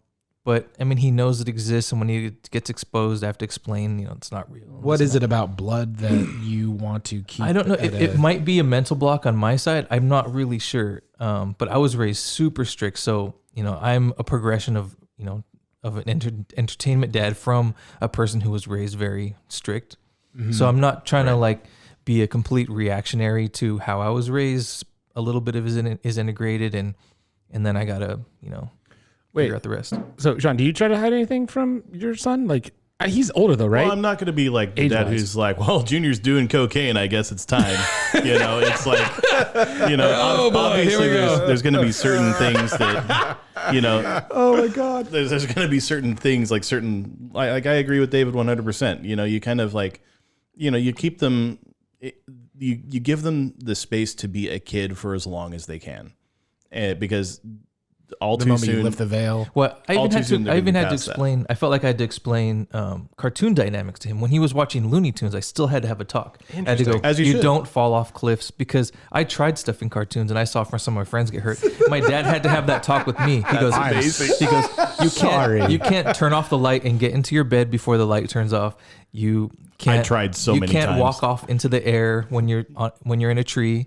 Like, If you blow up a dynamite, you're not going to come back in the next scene. that caused some broken arms in my class. Oh my Kids God. trying these things or trying to be Really? Superman. What? So I was pretty solid on the no jumping off cliffs all on my own. I didn't step out into me gravity and neither. be like, I got this. Like that was not. Yeah, right. I tried to use things as parachutes that were not parachutes. They didn't Oh my work. God. He grabbed That's an umbrella and fantastic. jumped off the second story. I thought about doing that, but I did it from safe distances, like 8 feet. How is that safe? Like I feel like I would still shoot it. But you If I can't get jumped right now, I would die. But you can't get the proper momentum. You can't. That's not enough. That's not enough room to let the parachute do its thing. That's a good And point. So you got I figured if I couldn't test it in that range, then I wasn't going to. So, I went as high as the I'm seat. out. I went as high as jumping off the roof. That's just how. That's how. wow. Yeah. I only went that high. Oh my God. Man. You see, now I thanks. had my dad doing construction from the time I was a little baby, and he would say like, hey, careful because you can fall off a ladder or off a roof and die Here's flat out. I was like, oh, okay, don't want to die. Also, I'm just going to inject really quick. I'm the only one drinking wine right now, and I've almost polished off this bottle. So, I'm very proud of you. fun fact. I'm fine. I'm a writer, for fuck's sakes. And it's white wine, by the way. It's also white wine. Yeah, it's, I'll only be mildly irritated later. Reserva Especial. Especial. But going off. Please, sir, I'm a writer. Well, but if you remember right. if you remember the '80s, it was like Mortal Kombat and heavy metal. my God, I People thought remember heavy that. metal was going to make everyone evil. Knights and then in Chris Satan's Rock says service. like exactly kiss Satan, Yes. Satan's service. And then Chris Rock said, music makes you evil. What was in Hitler's CD player? Yeah, yeah, That's great. yeah. Go ahead. Dungeons and Dragons. What? The Satanic Panic. Satanic Panic What? in the '80s. Oh, when all the kids were playing 70s and 80s, Dragons. and yeah, and the parents- yeah. They thought they were Did doing they a bunch really? of seances and weird Are shit. you shitting me? Yeah, I wasn't allowed to Dungeons and Dragons. We're a fucking stupid race. I fucking totally. I was Thank playing, you, Christianity. in high school. I started playing tabletop RPGs, and I was playing Star Wars. And my parents were mad at me at one point, and my mom, in her rage, found my Star Wars books that I had borrowed from a friend, mind you. Oh, no. And these were not cheap books.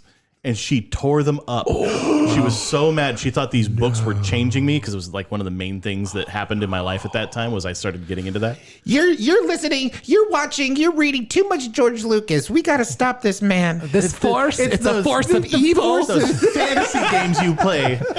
In line with that, I used to collect Wizard magazines. Do you remember those? They're the comics guide. They priced out your comics, which now is bullshit. But right. My dad saw that in my room. He's like, Wizard, huh? What are you learning from Wizard magazine? He thought I was learning to be a wizard. Oh, like witchcraft. Yeah, and then he saw a Spider-Man 2099 poster on my wall because it's new, and he said, looks like a demon to me. And I go, no, that's Spider-Man 2099. He goes, Oh my God. Yeah, a demon. Oh my God. But he used to like Spider-Man, so That makes no sense. real difference. Yeah. There's Maybe a it lot. was just, you ever think that maybe like your parents like were just trolling you and like inside and he's just No, like, absolutely he's like, not. It was just a very oppressed time. No, yeah, and I think like my parents, I used to not be able to watch the damn Simpsons. Oh yeah, me too. because South Park for me that was the thing. Like they wouldn't Same. let me watch South Park for a little Yeah, bit. so I never got into like crazy, comic books where a lot of demonic things are in it or anything like that. But I did like reading pornos, and I got caught with those plenty of times. The fuck did you just say? You like reading pornos? That Playboy had some really good articles in it. I'm I was shut the picturing fuck romance up. I'm novels. just saying, At bro. that age, you're definitely just looking for Like 10, pictures. 10, no one at that age, 10, 10 12? years old, is not reading. They're like, nope, boobies. I jerked off a lot too. Don't get me wrong, but I also To did, like, words? to the photos, and then I read the words. read the articles. Exactly. My hands are all sticky while I'm reading. It helps turn the pages, guys. It helps turn no, the it pages. doesn't. It rips the pages. Come on now. That's just Depends silly. on how this runs.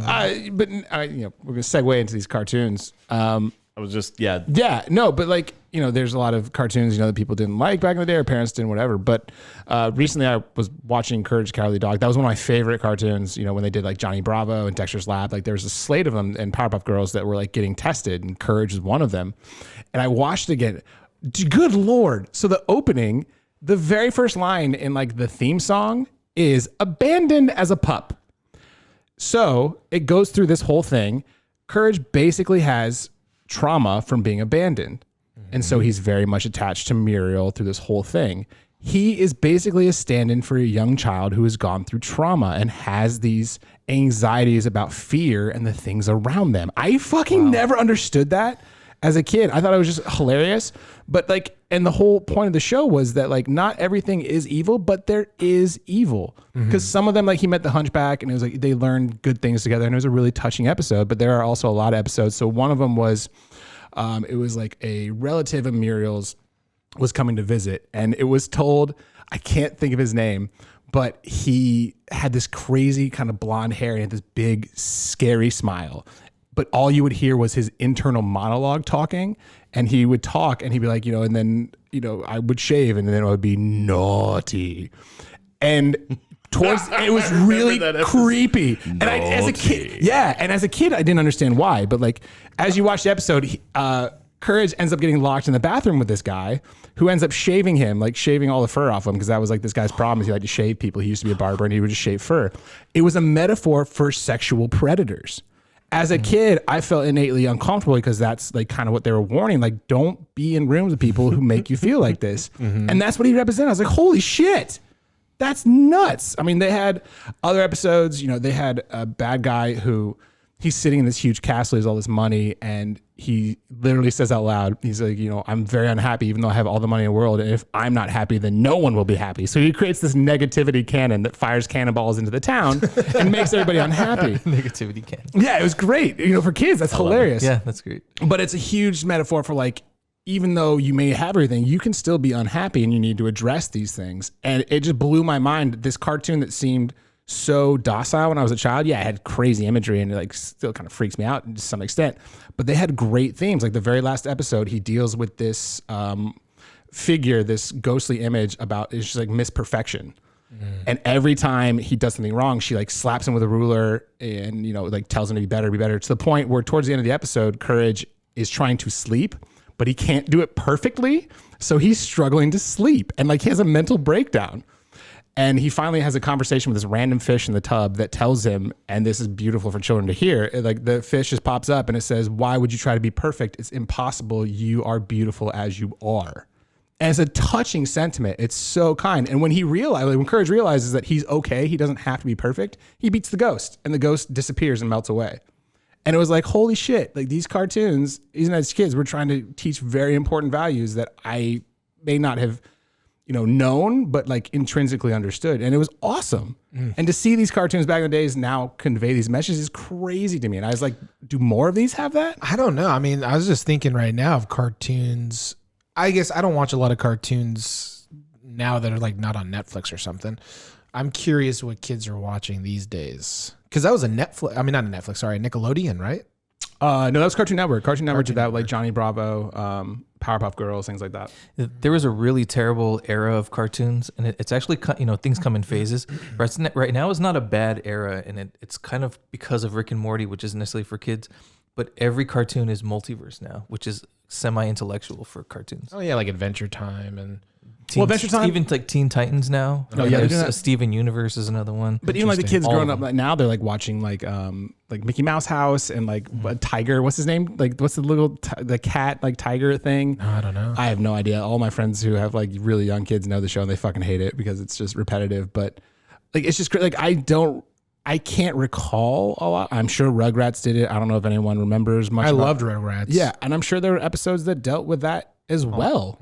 Rugrats was interesting because some episodes that I remember dealt with marriage, like being a young toddler. Oh Jesus! And yeah, then dealing with the marriage between the two. Yeah, or not even the two, just like because all the parents would bring their kids for daycare, basically. Yeah, and so what I loved was the dynamic of the parents that were all kind of there. The single dad with Chucky, who's trying to find single. He was single. Get the fuck out of here! He was the single dad of the whole group, and that type of stuff. And he was afraid of everything, right? Yeah. And I don't remember much of like the narrative or the backstories of any of these characters, but Chucky's dad was very cautious and very insecure and those things, and that passed off to Chucky himself. And then what's really cool is you get to see like Tommy Pickles, who is very adventurous and eager to try new things, which was interesting to like who his dad and his grandfather were, in the story. So I liked those types of things from that show particularly, but I don't know, man. Like I loved watching Ren and Stimpy, but I don't think if I'm thinking about Ren and Stimpy, it was like one of those first cartoons that stemmed kind of like that. I don't know, stoner culture cartoon. It's absurd, absurdism, right? Yeah. It ushered in like kind of thoughtless, to some degree, thoughtless entertainment. Yeah. Well, I was reading an article a few months back, probably like 6-7 months. They were talking about like SpongeBob SquarePants. Yeah. They were saying the generation that grew up with SpongeBob SquarePants' IQ is significantly lower than any other generations prior. And those are the millennials, by the way. I'm just gonna put that out there right now. Fucking idiots. But what's funny is like SpongeBob SquarePants. If you're stoned, it's pretty damn funny, right? Yeah. Because it's very absurd. Yeah. Wait. What did you two grow up with? Like Sean, David. What did you guys like? What cartoons do you remember? Ren and Stimpy, for sure. Yeah, Ren and Stimpy, and then everything after Ren and Stimpy on Cartoon Network was almost kind of like Ren and Stimpy, but also like Batman the animated series. Nice. And, huge. But even like before that was like Smurfs and I even those was our gang. Oh my god, that wasn't a cartoon, but I still love that. I can still remember that theme song from the X-Men, by the way. Oh my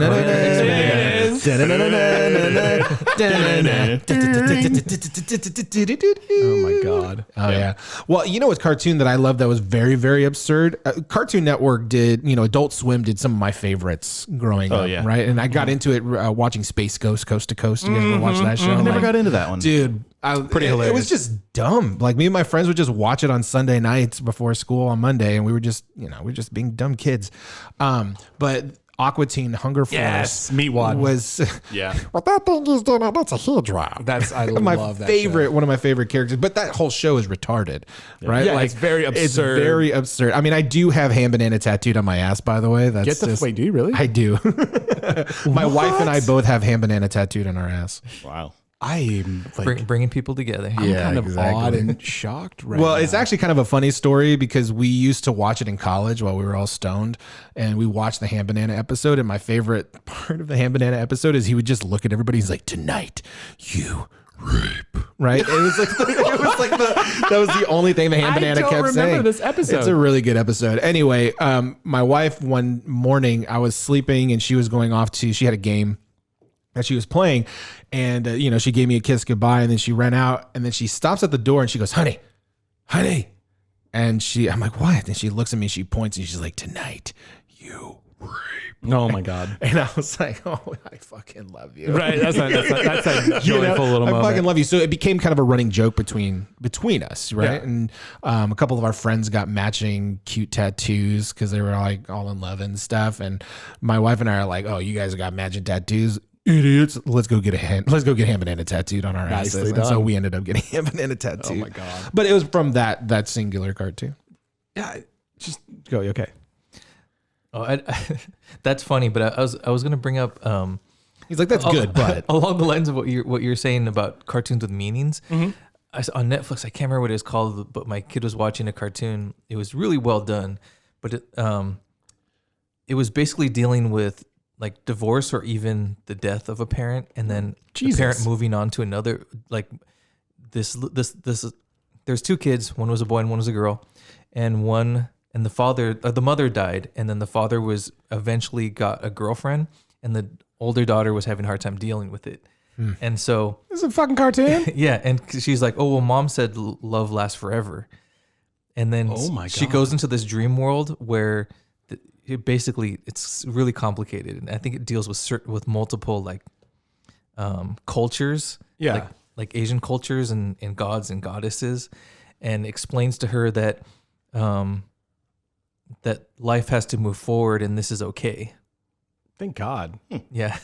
See, I think that deep. I was like, whoa. To that effect, I think there's space for complex subject matter like that in cartoons, and I think it's super healthy, and I think it's something that even if it makes people uncomfortable, I think that kids are actually better equipped than most adults with comprehending that.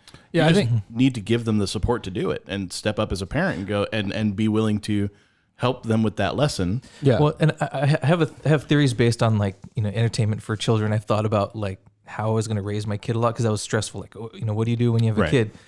And I think some shows are junk food, and you a little bit of everything is good. Yeah, but absolutely. you should have sustenance in there as well, like good shows or good TV. Yeah, stuff that nourishes their brain also. Mm-hmm. So, yeah, I mean that even kind of goes back to the Powerpuff Girls. There's one villain. As a kid, I didn't pay it any mind. I didn't even care. It like never even registered. But it was the devil character. Do you guys ever watch Powerpuff Girls? I've seen episodes. I remember Mojo Jojo. Mojo Jojo was great. He was funny, but there was Mojo Jojo. But there was a character who represented the devil. He was a cross-dresser.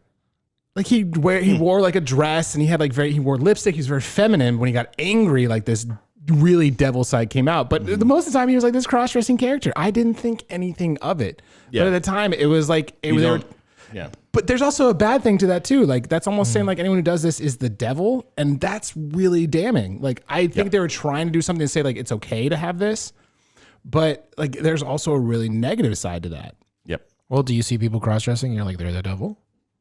All the time. No, of course not. But as a kid, and then if you grow up and you don't really learn or understand that, I think it could be really hard, which is you can see in old cartoons where I mean that Powerpuff Girls wasn't even that long ago, but that even as far back as then, you can see them reinforcing some like kind of negative stereotypes. Or negative connotations towards things. Where nowadays we're like, oh, I don't know why they're doing that. That's kind of weird. Yeah, there was one episode in Courage. Going back to that again, there was there were two. I forget and it was like Mr. Rabbit and Mrs. Cat or something like that. Or something along those lines, but basically it dealt with abusive relationships and same-sex couples. It was fucking crazy to go back and see that because there's like this. And sadly, they used a pincher. Oh fuck, a Doberman. They used a Doberman as like this really gruff, like abusive boyfriend who refused to let this girl leave the house and like would beat her if she left. And you don't see all this, but it's implied. And then this other person who wore a mask because they couldn't be themselves, like was with Courage. And the way to learn this is all it is. But like as a kid, like what the fuck? Yeah. Like, you don't really understand that, but as an adult, you're like, that is really deep. Like, and it teaches a good lesson. Like, it's okay to be that way. I really got to go back and watch this. Oh my show God. again. Like, not all of them are like that. Like because a lot of them, the big thing about Courage Some of it's junk food. some of it is, but I mean, the big thing that, cause the guy who created it wanted to talk about, like, villains are very multidimensional. Like, they have problems. I wanted to explore that and understand it. But the big thing is that he explores that fear, because a lot of the cartoons back in the day really were like, you have to be courageous even in fear. You have to do these things. And the reality was that because Courage was afraid, he was able to save his family and do these things to protect them. They're like, fear is okay. Like, if you have it, Healthy. It's telling you something. Like, understand that it's okay. It can be wrong, and that's okay too. Like, it had a really good message. It's just, I don't remember any other cartoons really having that. No, man, not at all. One thing to the whole thing about like vilifying like the cross-dressing bad guy. Yeah. That's prevalent in a lot of media. Everywhere you look and you see a villain, they're almost always in fetish wear. Oh, that's a good point. And I mean, there are people who like that. It has been used as a trope to signify, to virtue signal, to signify like, hey, like these guys are bad because they have a person on a leash, or something. But nobody ever stopped to ask, like, well, maybe that Twi'lek in Jabba's palace was kind of into that. And that, that actually brings up a good point, because technically, the Powerpuff Girls were supposed to embody sugar, spice, everything nice. So they were the good things. Anything that was wrong or considered bad like that, which honestly isn't bad for people who enjoy it. Right. That was a really bad message to send. But then again, like I said, I think parents have a responsibility that they sometimes neglect to take, to just go, like the cross-dressing devil character, or like Dr. Girlfriend from what are the Venture Brothers? Oh yeah. These things that The Monarch. Oh my God, yes, I just love remember. Venture Brothers so much. But these things that like cross these normal lines, the parent should just be able to go, hey, the fact that devil character is cross-dressing doesn't actually mean anything. It just means that that's the clothes they're comfortable in. Well, you know what's Done. Yeah. Instead of going, they shouldn't be showing this to my kids. You need to control this. No, not their fucking responsibility. It's not. The creator creates, you moderate. That is it. End of story.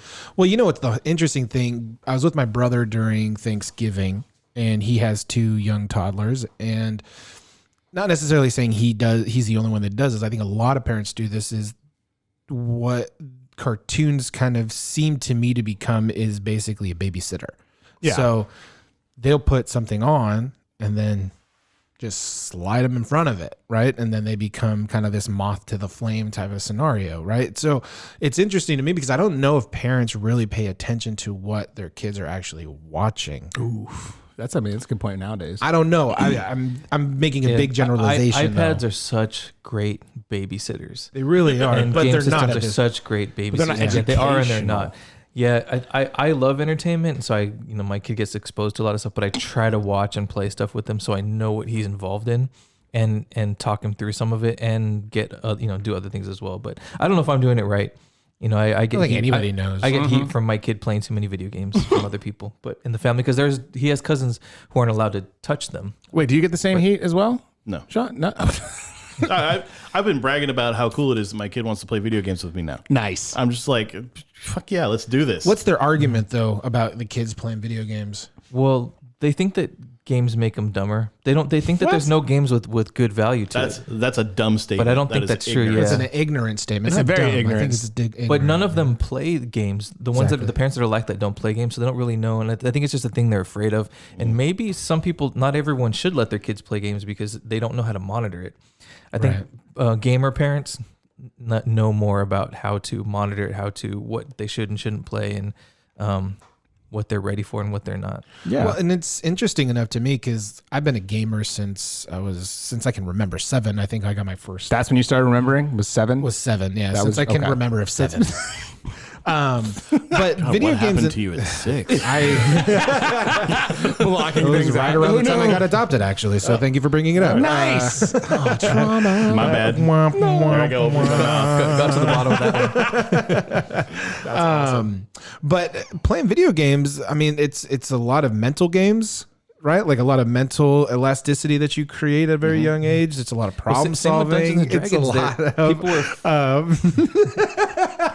I'm dying over here God because damn it. every time, dude, Sean, he was literally just holding it up for you. So here's whole the time. thing, listeners, man. real quick. Oh, Jesus. Sean, whenever he makes a really funny point, like he will usually, especially if he's conversing with somebody, he'll put his fist up and like get for fist bump. And sometimes, unfortunately, we're not paying attention, so we'll miss it. And he'll hang it up Sometimes, there. never. Sometimes never, and he'll leave it there. Never. Sean's hand is still up there today.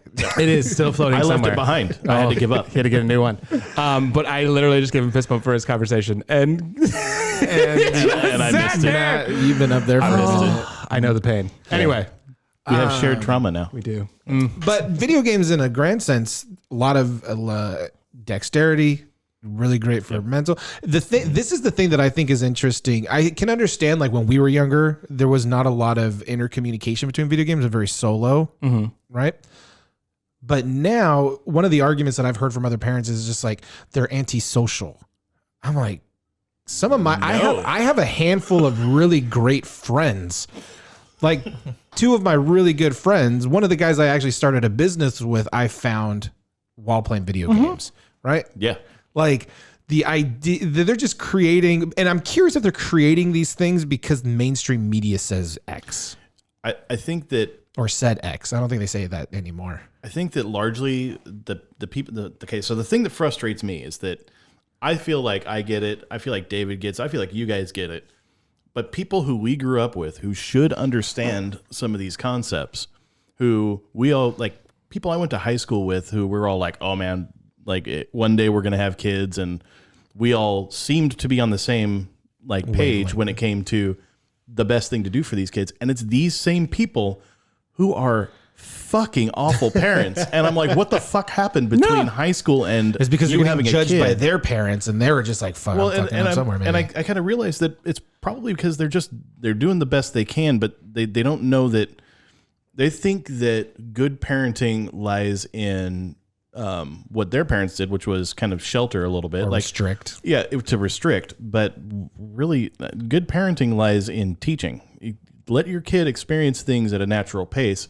Keep cocaine away from Junior, but Nice. But let them know at 18 that this does hella good. It's like look, if you're going to do stuff, you need to understand it, and that will do so much more for preparing them for the world.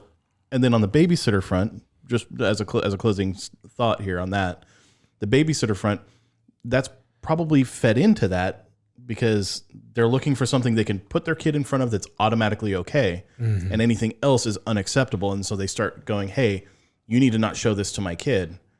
When in fact it's, hey, you need to explain to your kid the difference between that and what's okay. Right. That's my thought on it. No, I'm right there with you. I had a point and I forgot what it was. I'll say this to your point, Sean. We have a mutual really good friend, David and Amanda. They didn't just have, they have two kids of their own. And I think they do a really good job with this, in my opinion. They have Anthony, who is their firstborn. He's 4 years old now. And he's at that already. I know he's at that age where, he's using tablets and all those types of things. And what she does is she moderates the amount of tablet time he gets. Sure. Right. Because it comes in a couple of different things. She appreciates that it could kind of be the babysitter for her so she can get other things done. She has another toddler already. So like she has to be able to give to that child too. But the other thing too is that it also teaches him about possessiveness, because the moment that tablet is done with his tablet time, it also teaches him rationing his time. Because he only gets, I think he only gets an hour or an hour and a half a day on the tablet. And so she goes, you can use it. Just remember, when you use up your time, there's no more until tomorrow. And so she kind of created this whole system with him. So good. And to be honest, round of applause, everybody. And it seems to work really well. There was a moment that we were there, and he and it's really fun too because he wants to share also, because he knows that I make video games now, and I love video games, and that's something that we kind of bond with. So he'll come and be like, Uncle Gary, check out this game, and he'll actually show me how to play some games and stuff and so forth. And it's really cool because it's a really unique bonding moment. There was a moment where she ended up he ended his tablet time and he went crazy because he wasn't able to finish sharing me something. And it was perfect because she didn't just give it back to him. She sat him down and gave him a conversation about this is how it's supposed to be. You know, I know you're blah, blah, blah. You want to share. So I remember what I was going to say. Yeah. So speaking about, the 80s panic and D&D, I didn't get to play D&D a lot when I was a kid, but knowing now, like having grown up with people playing D&D and being in the game industry, a lot of people play D&D and maybe haven't had enough exposure generally to that, or those, I feel like I've had a lot of exposure though, especially in the game industry. Like I do not know a person who regularly plays D&D that is stupid. I don't know him. They're all very smart people. I could introduce you to a couple. Maybe if you're listening, you know who you are. Nice. Maybe I just know the professional ones, who are in the industry, but I think it helps the imagination and it makes your brain very elastic. Something about it. And I don't know if games do that. I know there's a lot of puzzle games that kids can play and math games that kids can play. And you have to do research to find out where those are and what those are. No, the critical thinking of a kid that plays video games. The critical thinking alone, depending on the video game that you tend to introduce your kid to, is phenomenal to me. Yeah, there was actually one, I can't remember. It was a Mario game. I forget the whole, if it was like a package deal or what, but it was like you played Mario and you were going around the world and you had to solve mysteries in different museums, but you had to track them through like paintings and going through certain doors, matching. Was that Paper Mario? No, it wasn't Paper Mario. It was Mario's missing and you were playing as Luigi. Oh, it was Luigi? Yeah. Okay, yeah. He had to travel around and track down Mario, right? Super educational. Yeah, and he had to look through pictures and understand history. Like, it was a really educational thing. Sadly, I out of that game. I didn't because I failed it real quick and I was like, I can't do this. So I didn't try anymore. But like, it is very educational. Yeah. Here's the thing. Like, I think when our parents, I understand why they would say that, because I think when we were growing up, it was not the community it is now. Like, we were playing games that were very closed. It was Mario 64. It was Mario Kart. It was, they didn't have the connectivity that we do now. So for someone to be like, they're not getting out and meeting people, I don't agree that they're not, because now there's the internet. They can make friends. They can make people, but I think it has to be a certain age too. This is the interesting thing to me. And Sean, I'm curious what your thought is right now they have popularized. Nicely done. Thank you. Popularized words. Video gaming culture. Mm-hmm. It's becoming very mainstream, the same way Vans and Ruka and Volcom mainstream skateboarding and surfing. Yeah. Okay. What's interesting enough to me is I've seen a transition of parents being like, video games are bad, video games are blah, blah, blah, this antisocial, yada, yada, until now they created esports. Right. And they're mainstream. And now you have parents giving kids opportunities to be like, I let them play all the goddamn day. Now that I know that this is a job path and there's actually something at the end of this thing, I let them play as much as they want. Yeah. Right. And so there's the antithesis to. I think that our current situation, especially, and like you say, like with the rise of esports, thanks to companies like Blizzard pushing it like it is crack.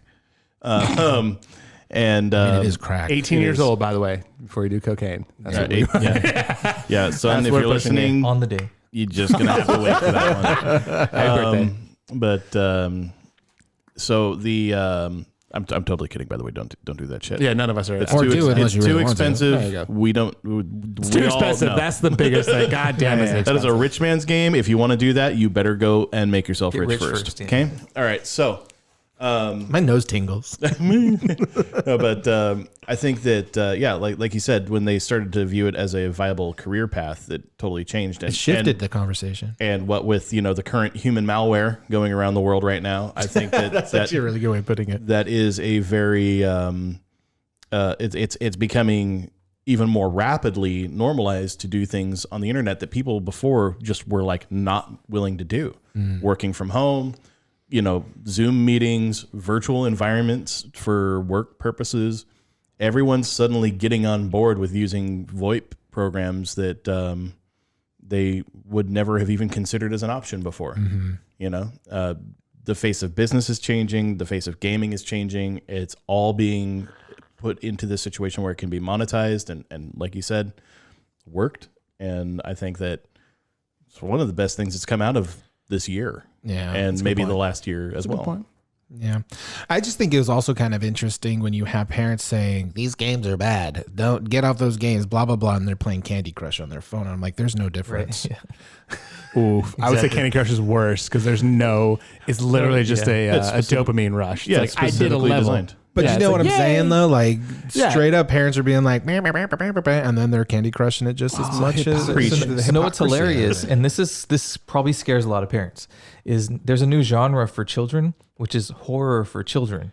Like 3, 4, 5. There's horror. Oh, for them. shit. I think I know what you're talking about. Yeah, like there's Sounds one. awesome. There's a game Tales called from Granny. the Crypt Keeper? Or No. There's, There's like, Crib Keeper. Crypt Keeper. it's like the skull guy, right? Like, they travel different. There's like Fran and something else. There's a bunch of them now. And I think one of the first ones was the one based on Chuck E. Cheese. It was like a haunted Chuck E. Oh, Five Nights at Freddy's. Five Nights at Freddy's. Jesus A Christ. child died in what was kind of like a Chuck E. Cheese, and it inhabits one of the animatronics. Oh. And that was a game. Those were creepy, though. Wow. And then it spawned stuff like there's a game called Baldi's Basement. Baldi is Baldi's Basics. Baldi is the principal, and he chases you around the school, and you have to Jesus. solve math problems to get away from him. Oh, that's great. I mean, that's awesome. What's the What's the It's other one, terrifying. too? Neighbor or something? Yeah, neighbor. You break into the Neighbor, house. yeah. Hello, Hello, neighbor. That's a creepy one. Also, I've creepy, yeah. watched some gameplay of that. Are these all Roblox games?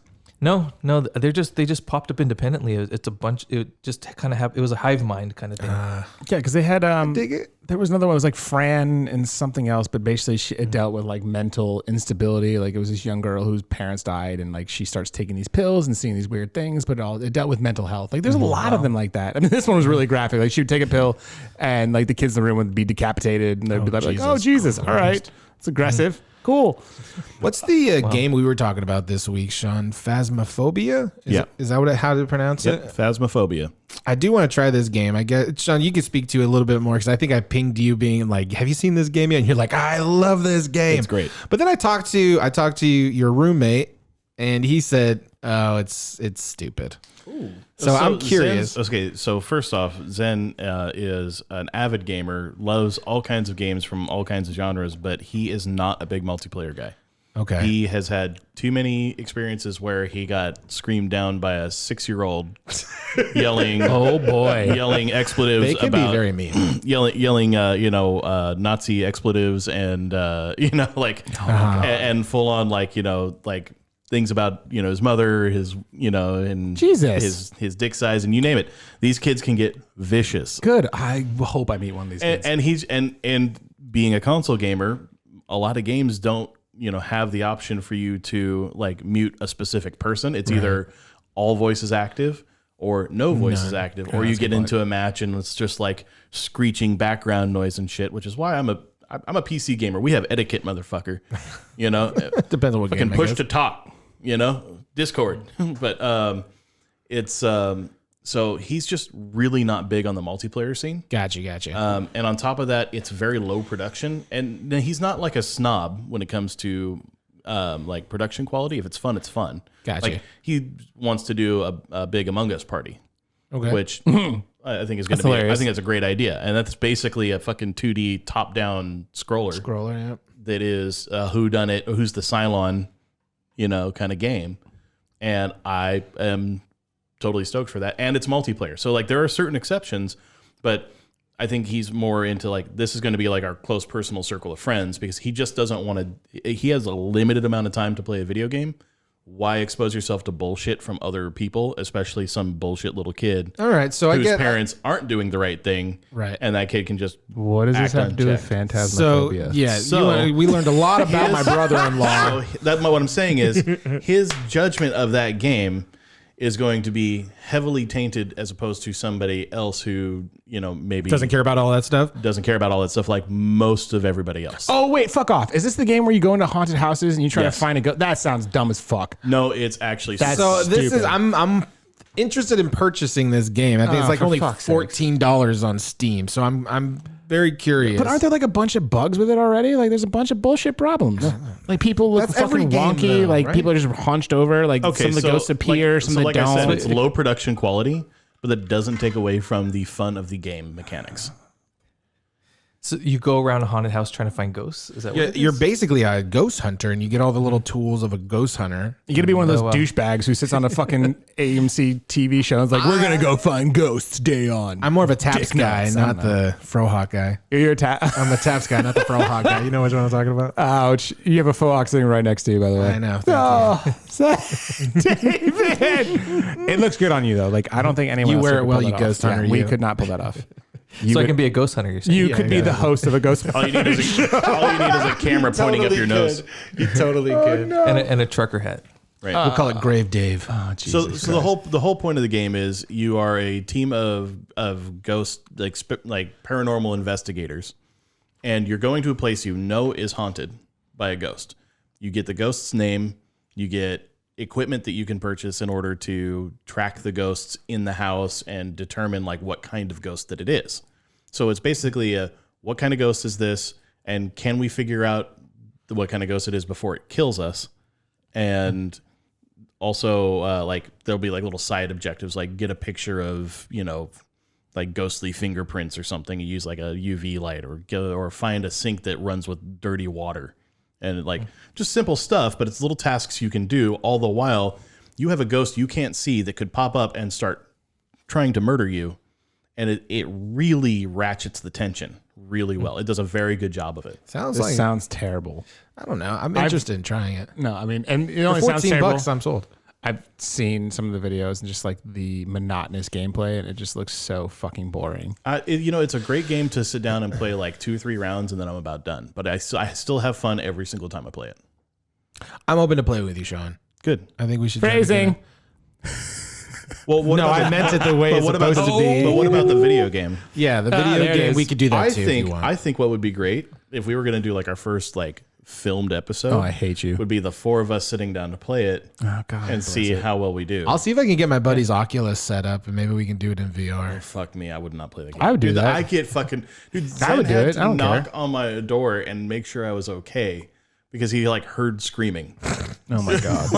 The first time I played that game, I was like, oh my God, like, there it is. Like, and it's Who am I sitting with? A lot of it is boo scares, but Boo scares. it's very effective. Sounds like fun though. You know, you go into it. When you walk into the building, there's like this white noise that just, like, if you have any kind of a decent headset, just completely occupies your senses. Like, you know, the sound of like deafening silence. Yeah. Where it's almost like a noise in and of itself. It's that, only amplified. And so you're going in, and like the ghost will be like, the ghost always exists, right? And it's always doing things, and it's doing things based on what you're doing and saying.